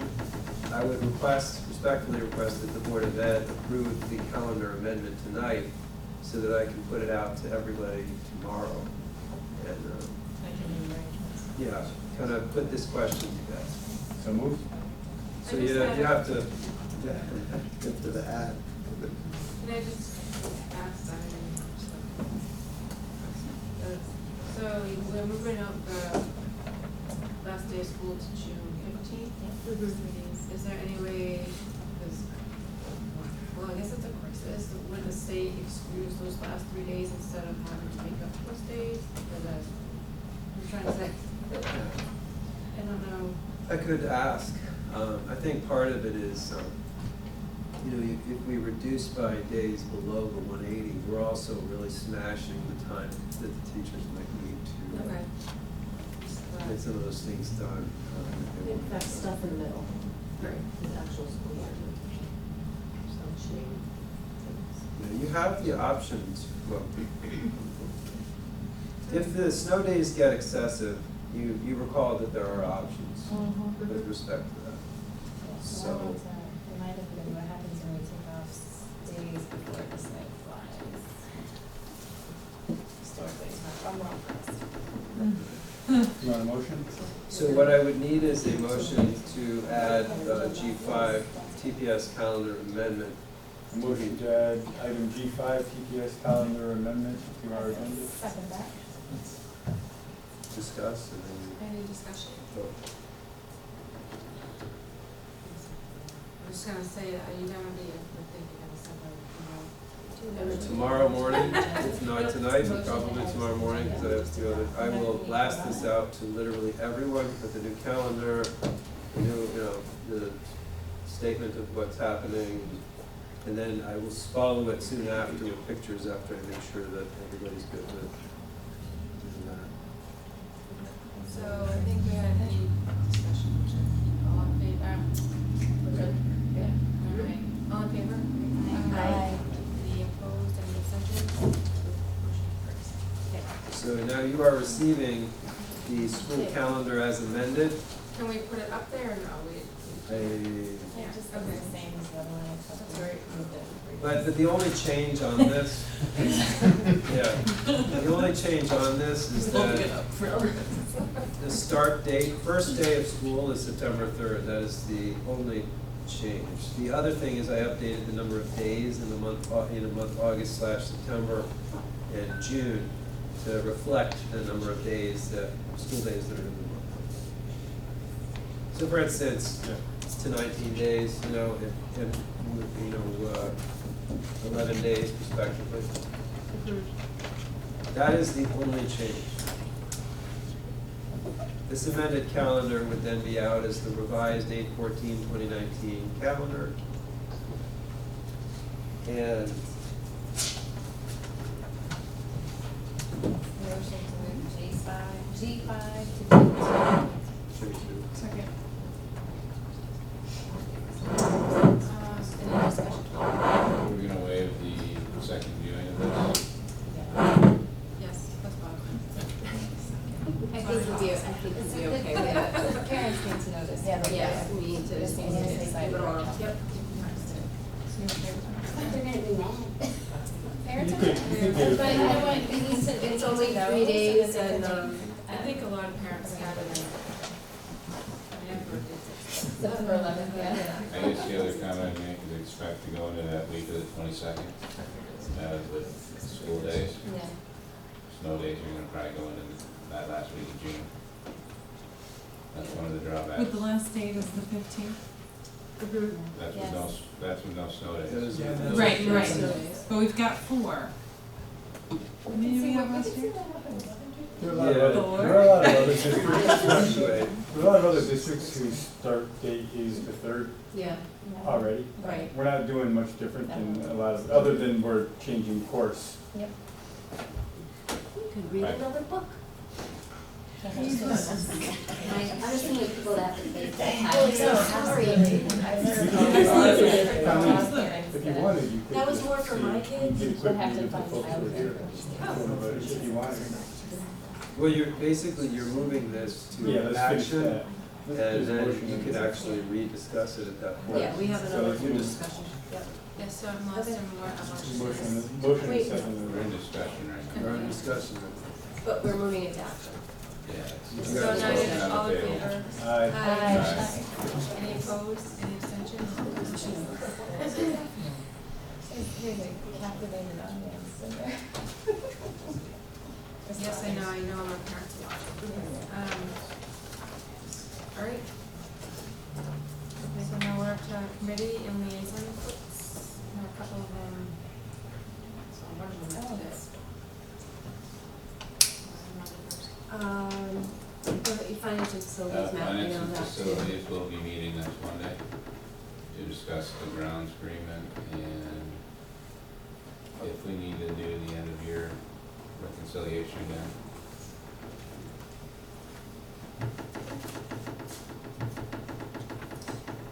Communications met this evening, and, we had a discussion about, another possible way to, engage the community in, the schools, as well as parents, and engaging them in the other schools when maybe you don't have children in those other schools. Many years ago, I shouldn't say many years ago, I make myself sound old. I think 2011 may have been the last time we did a state of the schools. It was an event that happened at the high school. The principal came and presented. Mr. Swanson probably recalls maybe back in those days. It's hard to engage parents these days, as well as the greater community, in the school systems, and relate that back to, you know, the community as a whole. So it was just something we talked about as a possibility, and Dr. Willett could give his own spin on it and utilize it as maybe one of his community workshops.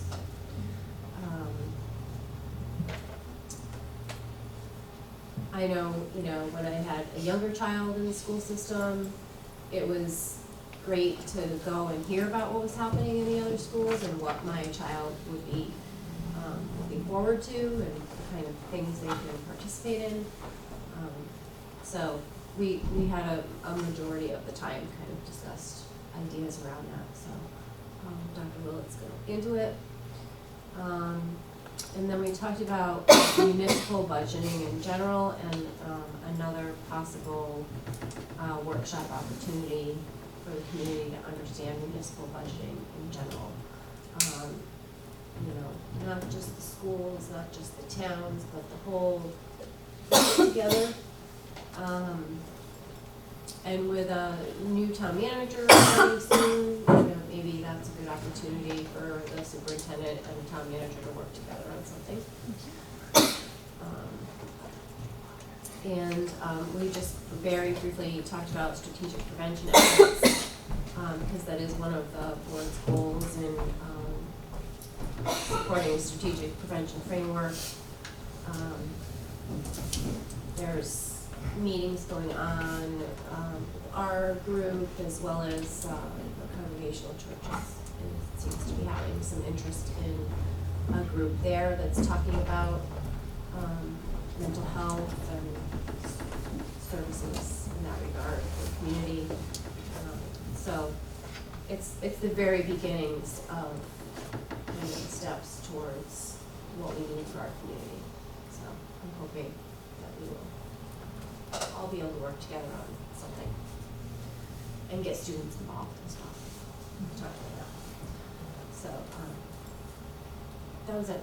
Really quick. Somewhat quick meeting. Negotiations, are negotiating teachers and admins right now? That's all she's allowed to say. I know, you had a great report. Negotiating teachers what? I'm sorry. I think we're in the midst of negotiations with teachers and also administrators. And is policy met? Policy is not met. You guys begin. We will meet. When there's policy to review. They're coming. When we can make our schedules align. I don't know if I like, states are pretty tough. Was there any particular policies that are gonna be coming up, or not, you don't know yet? There's always a ceiling. You know, as we review their legislative changes, there's often things in there that we have to change policy-wise. Oh, there were a couple. No, there's always, you have to go through carefully all the laws and changes from the assembly and then make modifications. Yeah, there were a couple of things in my anyways, all right, so. Bob told me never to do 10 meeting. All right, chairperson's report, I really don't have any. It's been a while. And we'll move up to board action. The teacher evaluation plan update.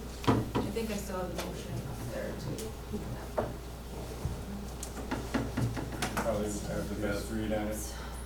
I motion to accept and approve the updated Tolland Public Schools Professional Development Plan dated August 14th, 2019. Second. Any discussion? All in favor?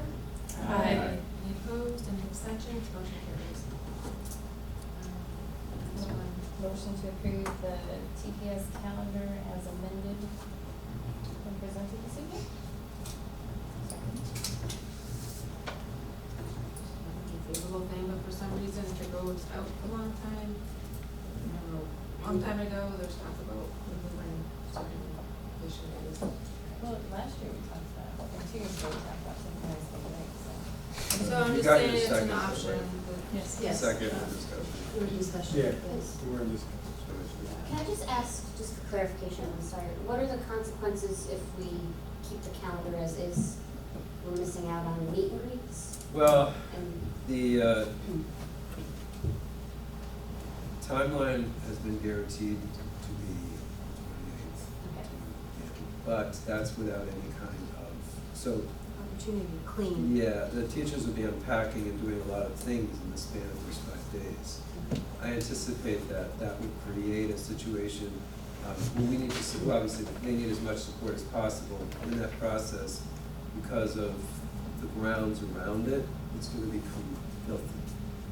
And, that would not be a great thing for the kids to come into. And so we need a little time to get that cleaned Especially up. if there's the rainy day or something, then we're talking about mud. There's just so many factors that could happen there, and having those days to actually come in, sweep through and take care of it, So it's giving teachers more preparation. wouldn't be a bad thing. Well, it gives them and then it cleans the place up afterwards, because they're gonna be tired as all heck. And the crew to. And then we bring in the cleaning crew, and they have no one in their way.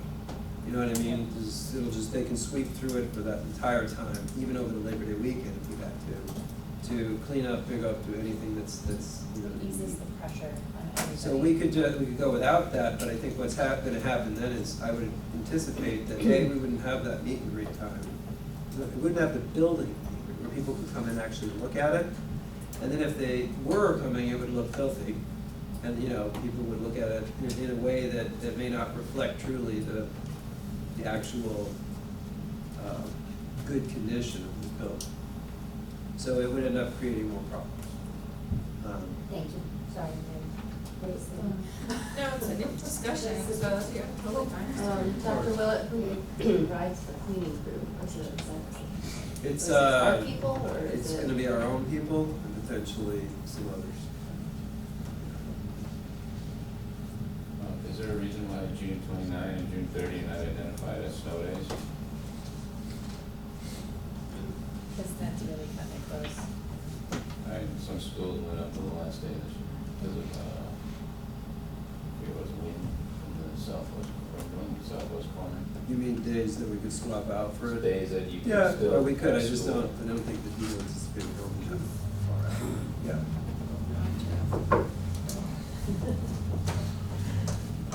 I heard there was at least one school that had to go right up to. Yeah, there were. The 28th or whatever the last day of Some the of them, weekend. yeah, I mean, it's a good question, we could add it there. I just, I don't think at the time it was anticipated we would need them, but we might.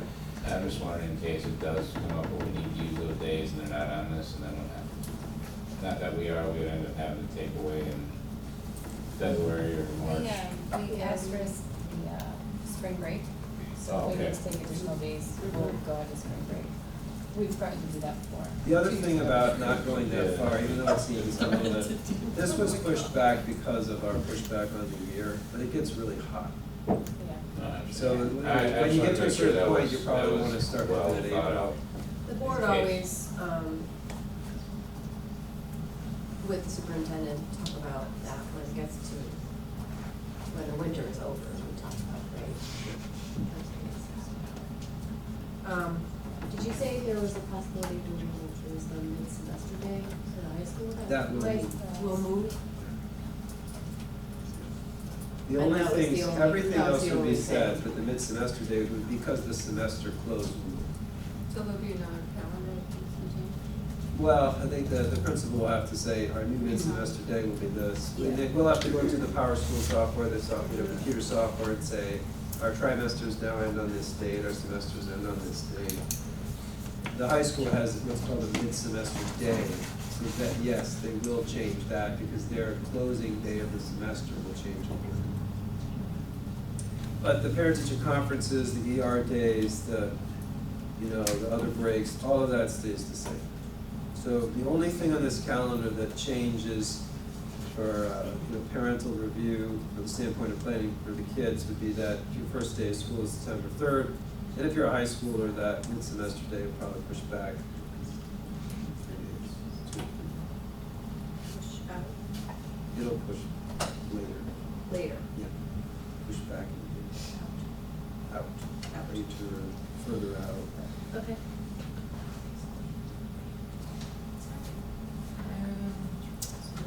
Motion discussion, yeah. We're in motion for discussion. Yeah. So, all in favor? Any opposed, any abstentions, motion carries. Public participation, 2-minute limit, any questions, concerns, or comments?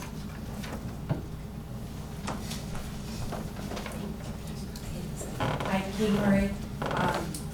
I am here as the chair of the Birch Grove Building Committee, and I just wanted to, I haven't had a chance to come to a board meeting yet. I guess this was a good one.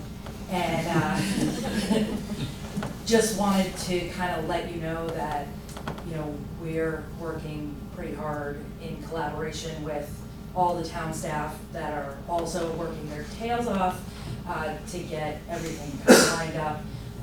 Our role regarding the portables is very limited, modulars is what we've been asked to call them. Our role regarding modulars is very limited, and I'm hearing the exact same information that Dr. Willett shared with you as well about the time frame and the concern about, having them very clean.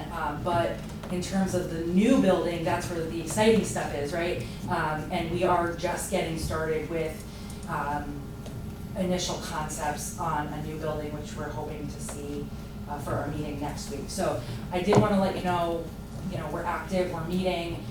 While our building committee is technically under the purview of town council, We are all parents, I think, and one former teacher on the committee, so we're very aware of the impact this has to the Board of Ed, and that ultimately this building does get turned over to the Board of Ed. So if you guys need anything from us, if you have questions for us, please feel free to reach out, and we're happy to, between Joe Mateus and I, who's my vice chair, happy to come to these meetings and give you guys updates or whatever you need as part of this process. The only thing I will say is that it's moving super fast, which they keep telling us it's moving really fast, it's moving really fast. So we are expecting to go through like initial concepts to building plans by the end of the year, like final construction plans by the end of this year. So the process is going to go on super speed. So don't hesitate to reach out if you have questions, concerns, whatever you need. Thank you. Thank you. I totally forgot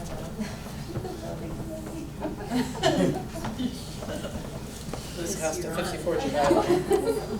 First of all, I thank you for all your commitment to the budget process, and specifically last evening.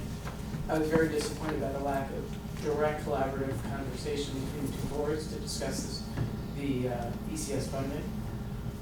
And while I was disappointed in the decision of the town council to allocate the additional $568,000 towards a stabilization fund versus investing in the 2 lost English teachers at the middle school, and to invest in all students by providing a curriculum director to assist our current staff are regularly updating our curriculum, as well as grants, and to provide a rigorous education system, finally, and for a bit of backup for the backup plan for the Birch Grove situation.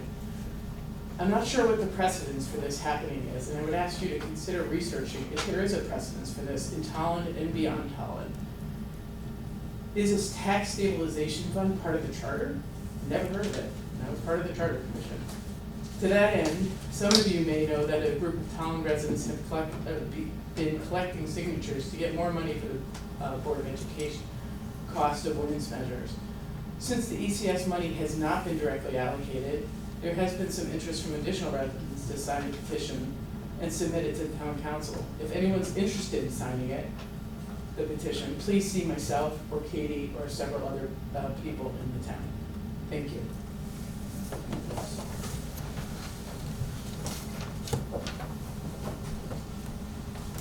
Sure, no problems. Tammy Lucio, 71 Weber Road.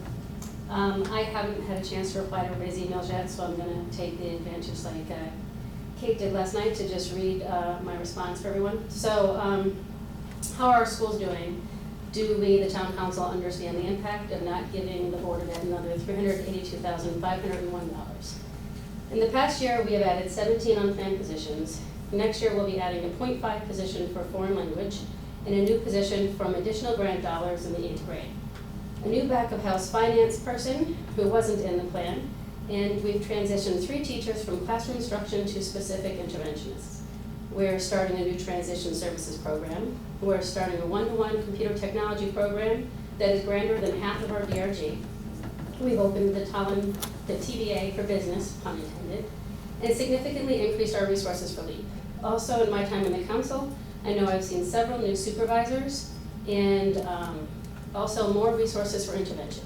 I'd like to understand exactly how many we've added in the last 3 years of both, because I think they're significant adds to our school. And they also show that we're moving in the right direction. We have only added intervention resources, not reduced them. Tests from the last year show that we are 20th in the state from SATs.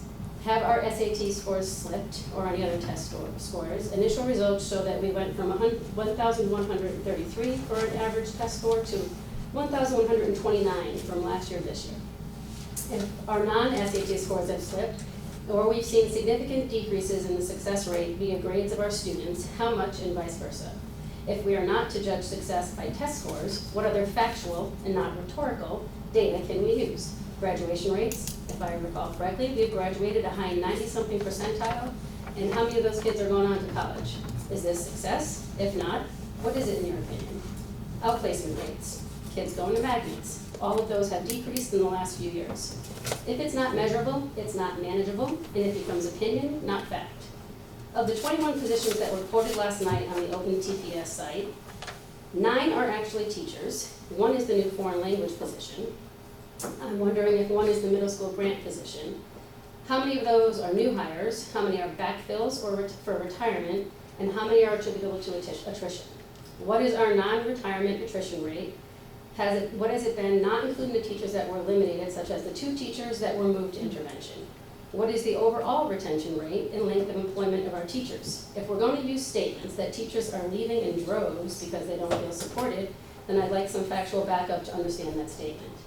Of the last 3 years, we have had a combined of at least nearly $1 million every year of pre-purchased items and or money that has been used and put towards the 1% fund. This is not my opinion. This is fact based on your results by looking at monthly financials in any of those 3 years. I can't talk about prior to 3 years because the information is not easily accessible anywhere online, and frankly, I don't have the time to dig through the numbers to prove my point. I think 3 years is a sufficient timeline to discuss. We've heard you don't understand how a school is run when it's been pointed out that it's very bad practice and seems excessive and not transparent. I fully understand the use it or lose it. Cut you off, we'll give you like another minute, so I'm giving you. Fine, I'll send it publicly. Or Christmas in July mentality we've all adopted when it comes to the school budgets, and I think the state does also with the new MRB language that allows the town to look over the last 5 years of enrollment decline and make appropriate adjustments. In our last 5 years, we've lost approximately 331 students, and it's worthy of noting that I think we've also made the appropriate staff reductions to accommodate that last population. In my opinion, in the last 3 years, you could have easily added a curriculum director with the money spent elsewhere by making adjustments to your assumptions and end-of-year spending, as you've done with the 17 unplanned hires this year, and the fact that you've already added a new hire that wasn't in your next year's budget. More importantly, and once again, my opinion, you could have kept the 2 interventionists. I have a bunch on the conversation about the budget that I believe is already set. Lastly, that's enough, right? Last night it wasn't enough, but tonight Well, it's no, enough. I think we want a meeting so that we don't have this back and forth. It doesn't have to be back and forth, you know, and it wasn't 2 minutes last night, but, you know, overall, and I was the one who said to put the Board of Ed out of their misery last night, and to put it into context, which has been removed, it was so that you had certainty about what you could or could not do going forward, but feel free to misclassify that going forward to meet whichever agenda it is that you're trying to do. There's no agenda Does except anybody else for have kids. a Well, comment? You know, a couple of things, these things circle around, you know. I'll send the email so you all have it, if that's still okay. Yep. Hi. Again, it is 2 minutes, I should have stated that, but I figured it's on the agenda, so. Dana Feldman, 11 Harvest Lane. I'll do my best to stay in the 2 minutes. Excuse my ignorance to this process, but I'm learning quite a bit. Over the last handful of months being involved in Board of Ed and Town Council meetings, I will say, just for the record, I'm quite taken aback and quite disheartened. I've heard a lot about Tolland and the continued strife between Town Council and Board of Ed. And it's discouraging for the reason, again, why I moved to this town was for the wonderful town, the school system, the beautiful country feel, and the wonderful parts about this town. We want to stay here 30, 40 plus years, and it's concerning that we have the leaders that we've elected. And I understand this is an emotional, this is our lives, these are our homes, and these are our children, or these are our neighbors and our sisters and our brothers and our mothers and sisters, but we also have to look at, I feel like there's just a lot of personal attack, and I'd like to just state for the fact that I think we need to look at why the folks in our wonderful town elected us, to these elected you folks, and the town council, and the folks for all the other councils, because of the education that you provide, because of the passion you provide, because of the knowledge that you provide, and I thank you all for what you've done and what you are currently doing and what you are attempting to do on the Board of Ed and on the Town Council. I just wanted to say that in an open forum. So I think we need to remove the anger and the distrust, and I think we need to look at the different facts that we have.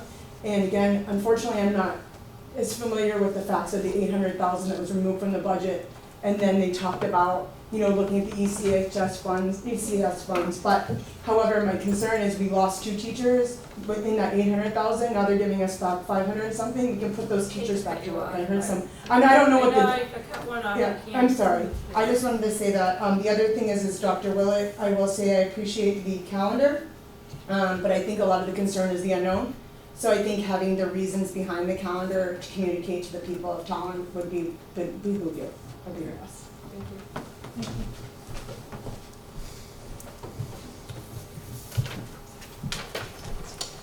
Gene Redford, 68 Stafford Road. Just really quickly, Fisher, thank you for doing what you do.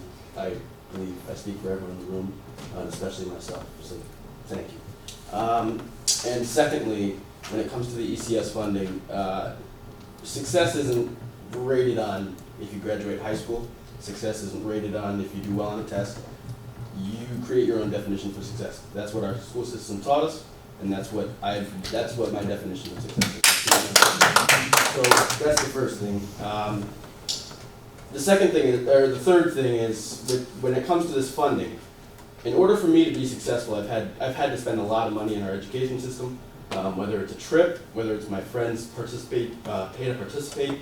There's been a lot, and it's kind of emotional because my mother is a sales associate at Dick's Sporting Goods. My father is a truck driver. He's a truck driver for Raymore and Flanagan. And he was laid off years ago and luckily found another job. I don't even know where he works. And so I've had to pay a lot of money for me to be successful when I'm older. And I have an independent campaign coming up, and which I'm excited about, but I have to build my own reputation from here because I can't just fall back on my parents. I can't just fall back on something I'm receiving from the state because I don't fit in that, zone right at the bottom or right in the middle. The only reason I've had this much success is because my parents have been fighting for me to do well, and because I've been fortunate enough to have a very generous stepfather, and a lot of kids don't have the opportunities I've had, and so that's the important thing. When it comes to funding, kids who have to pay $2,000 to go on a trip, that's okay. So sorry. Okay, that's okay, sorry. Thank you. Usually don't, but. Thank you, Jamie. Thank you.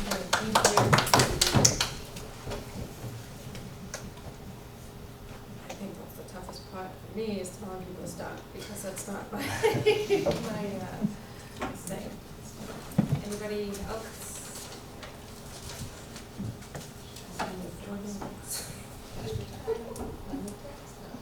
Alright. Anyways, moving on to all those questions, comments, concerns, can we answer some of them? Yeah. Board want us to, I can say a few things if you want. So, these kinds of things seem to keep coming back up and up and up. In terms of end of year balance, we do have data that goes back, as far as the 11-12, the fiscal year 12 year. It was part of what was provided to the town council on February 25th. End of year balances prior to that state craziness were $1,236 in fiscal year 12, $16,302 in fiscal year 13, $75,216 in fiscal year 14, which is moved to the Ed Reserve Fund. Fiscal year 15 was $11,930. Fiscal year 16 was $13,903. So prior to those crazy years where we didn't know if we had a state budget or not, we had to worry about holdbacks and kickback, this and that, the other thing, and what was going to happen, and there was uncertainty, which has also been articulated in a number of page documents about why you ended up in the position you were in at the end of that year. That's those 2 or 3 years where no one knew what was going to happen. People acted conservatively to protect your town, and you ended up with some of these bigger balances. That was everybody that works for you trying to protect you. In terms of where we've been as a board, fiscal year 17, what was it? Fiscal year 18, it was a 0%. Fiscal year 19 was a 0.78%. Fiscal year 20, as you know, is a 0.84%. Those percentages are typically lower than what would be required to just keep things the same generally. The sense of not reducing positions. If you don't reduce positions, people say you're not reducing the overhead because those positions will still be in the budget and will still haunt you next year. But then I guess if we do, there's a criticism on that side of things. I think it's tough for the people that work for you to hear this repeated many times when, on one hand you want them reduced, but on another you do not. I think we've made adjustments. I think you do have fewer intervention staff overall than you need. That's been stated. And your budgets are lower than what your general increase will be if it's a sustaining budget. So that's why you had to make reductions this year. Those reductions included the staff that were illustrated. Those staff you know, in some cases, when I identified them as being used for intervention, people saw them as superfluous, and that they could then be reduced. That statement, those kinds of things were thrown out there too. So I think it's difficult. In that document on 225, it was also illustrated what all the staff were and where they came from. That 17 number, if you just go online and look at the Q&A from 223 on the Board of Ed's budget site, it explains the whole thing. I don't feel like we have to go into it again ad nauseum for another half hour. I think that explains most of what happened there. And if we want to weaponize that and create toxicity in your town that just makes each other, you know, or want to rip each other apart, then you will, and people will not have faith in you anymore. But I want to say something So about each other. that's apart. where, you know, I mean, well, I just mean, it does sound like we are very frustrated. I think it's a couple of things. It's, you know, money, there's elections coming up. I think there's a lot of stuff going on at one time. I just really wish there was a joint meeting, and then this would be really confident. well, and just to speak to FTE, fiscal year 15, your actual FTE for non-grant staff is 361, or 367. That's been out there too. That was out there in the 1225 document.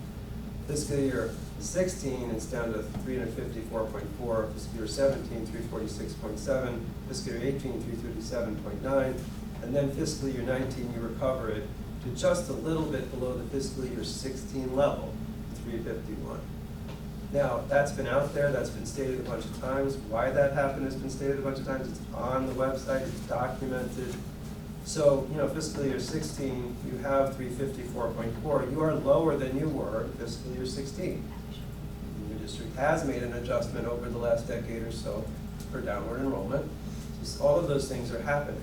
You know, I fear that when things are just thrown out there the way that I hear them being thrown out there, it creates a distrust and a toxicity that people walk away with, and then you hear things like on open forum that, you know, this is happening or that's happening. You know, they take these things and run with them in directions that just creates a lot of negativity for your town and a lot of distrust. Your staffs are working their butts off on the town side and the board side. We definitely don't have time for additional FOIA stuff. I've discouraged that happening to the town. I'm going to put this out there. I mean, yes, I'm down a lot of staff. It's very difficult to do all your title grants when I don't have anybody to do it with me. I think that, you know, if you lost hundreds of thousands in entitlement grants because I couldn't do them, you would be very frustrated with me. There's a lot of pressure to do that. I certainly don't need requests thrown at us that, you know, are done for, I guess, some purpose of proving a point or something. You know, the point is, I respond to everything, and we do everything under FOIA that we should. But if FOIA ends up getting, you know, used in a way that you're tossing it back and forth amongst elected bodies, you're going to hurt the people that work for you. Is what's going to happen. You know, you just can't. You're overloading us. If it happened to the town, which is why I've discouraged this, you were down by Lisa Hancock. You were down by other people over there. They don't have enough staff to do this. You do this to them right now, it destroys their operation. It really slows them down. It creates all kinds of problems. So that's what's starting to happen here. You're definitely not making a friendly environment for your employees.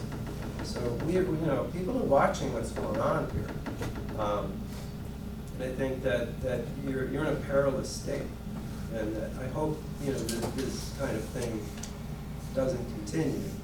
So just, you know, addressing those few things that I have, you know, you're down by staff from fiscal year 16. You haven't had massive increases in the last few years. You know, there's definitely a lot of positive stuff going on in the district. Yes, you want a transition academy because you're going to lose, you know, you're going to lose a lot. You're going to end up paying a lot more without one, and it's the right thing to do for kids. LEAP is a great program. It does, you know, services for kids, keeps kids where they should be in their own communities, and it has a real positive benefit in other ways that you've articulated a number of times.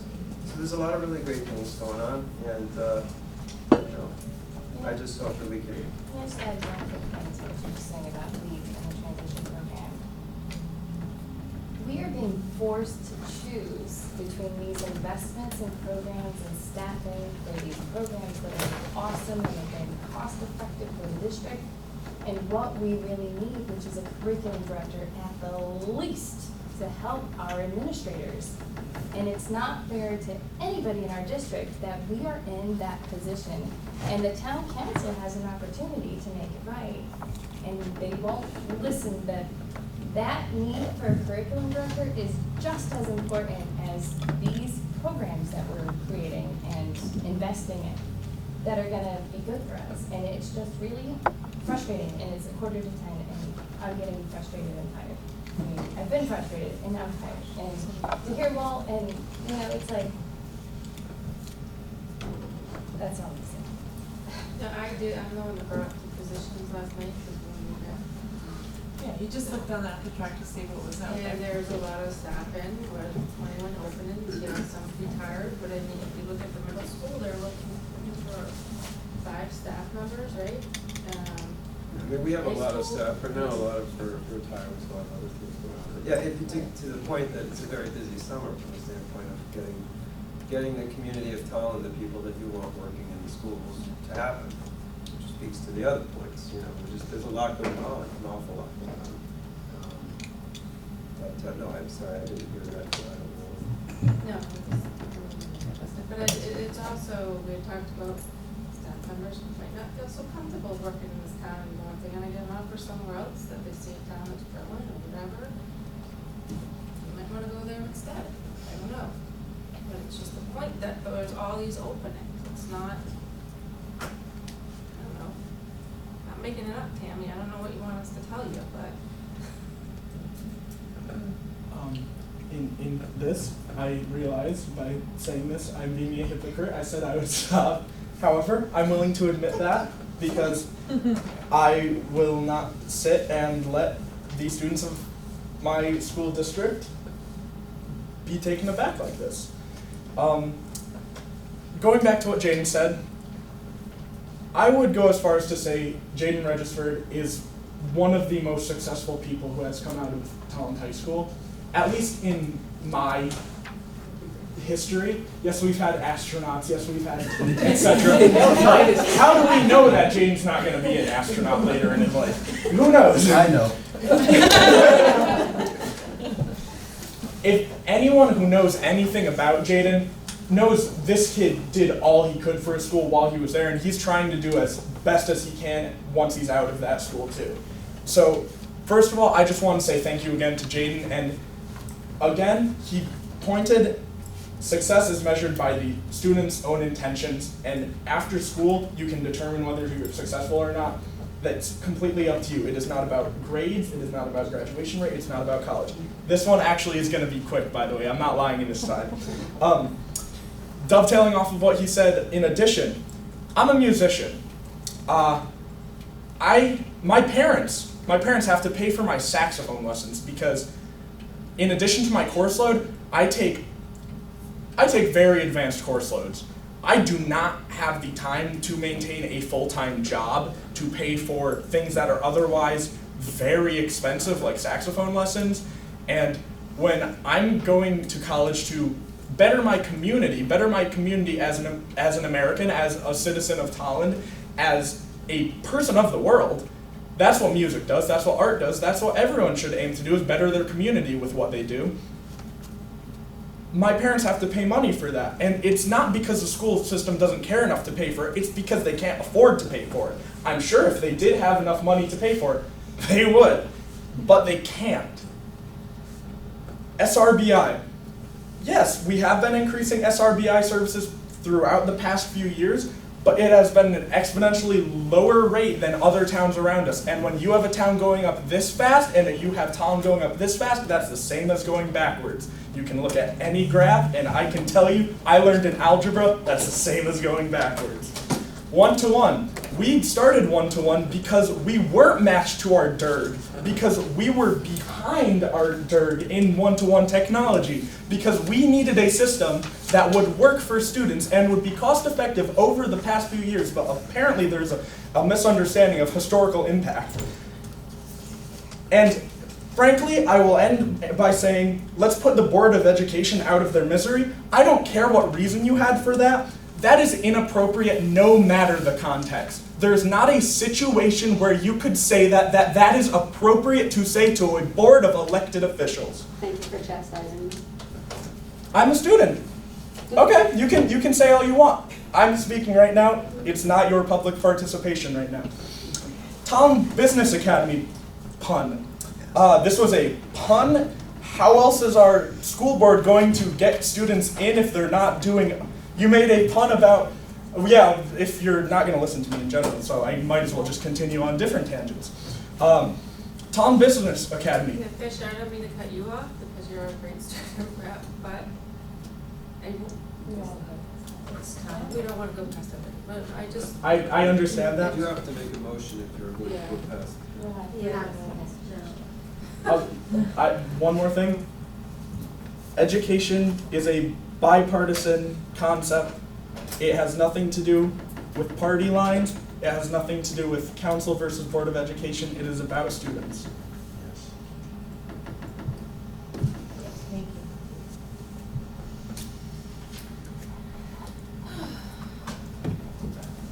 I have a point of information that's not related to anything else you said. I don't know if anybody, if other people received this, but maybe it was last fall, I don't even remember when, but there was the Hartford Foundation for Public Giving did a thing, and I went in Ellington, and Brenda mentioned it last night. yeah, so I don't know if you all she got did the mention invite, that but I there's got an money. invite to attend. They have established a $100,000 fund for each town, and it's 29 service region, and we're one of those towns. So they're having a kickoff event to decide how Tolland's community fund is established, and that's on September 10th, I think.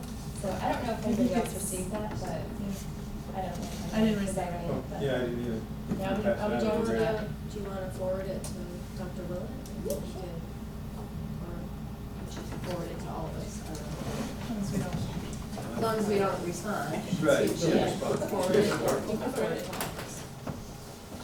So that's pretty exciting and hopefully positive news for. Good news, thank you.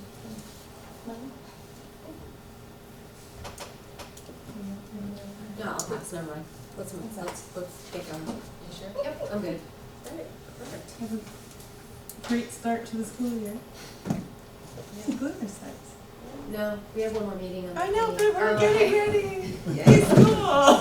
Yay, learning! Yeah, we have 3 extra days of summer. And we have like 6 minutes. Okay. I just want to thank Katie for showing up and filling us in, and anytime you come, it's much appreciated. I know you're so busy and you got a ton going on, but thank you so much. Wait, shoot, quick question. Will meet and greets for the CIS on Monday, or whenever there's. Yeah, I would the make other a schools? modification to TIS. So the only modification of Main Street is gonna be Birch It would be Birch Grove, yeah, and it's a meet, greet, see experience. Take it all in. Thanks, And I was just gonna- Thanks, Claire. Sorry, I was just gonna add quickly. Like Michelle said earlier, that, this whole Birch Grove process is ongoing, and we do wanna continue acknowledging a lot of people that are involved. I will say also tonight that we wanted to acknowledge, all of the community that got involved in informing the community about the Birch Grove building situation. The Friends of Birch Grove that got collectively together and made it happen. Thank you very much. So, well, there'll be more acknowledgements, but I wanted to make sure that we did that tonight. Thanks. All right. I move to adjourn. Second. All in favor? Say it, Colleen.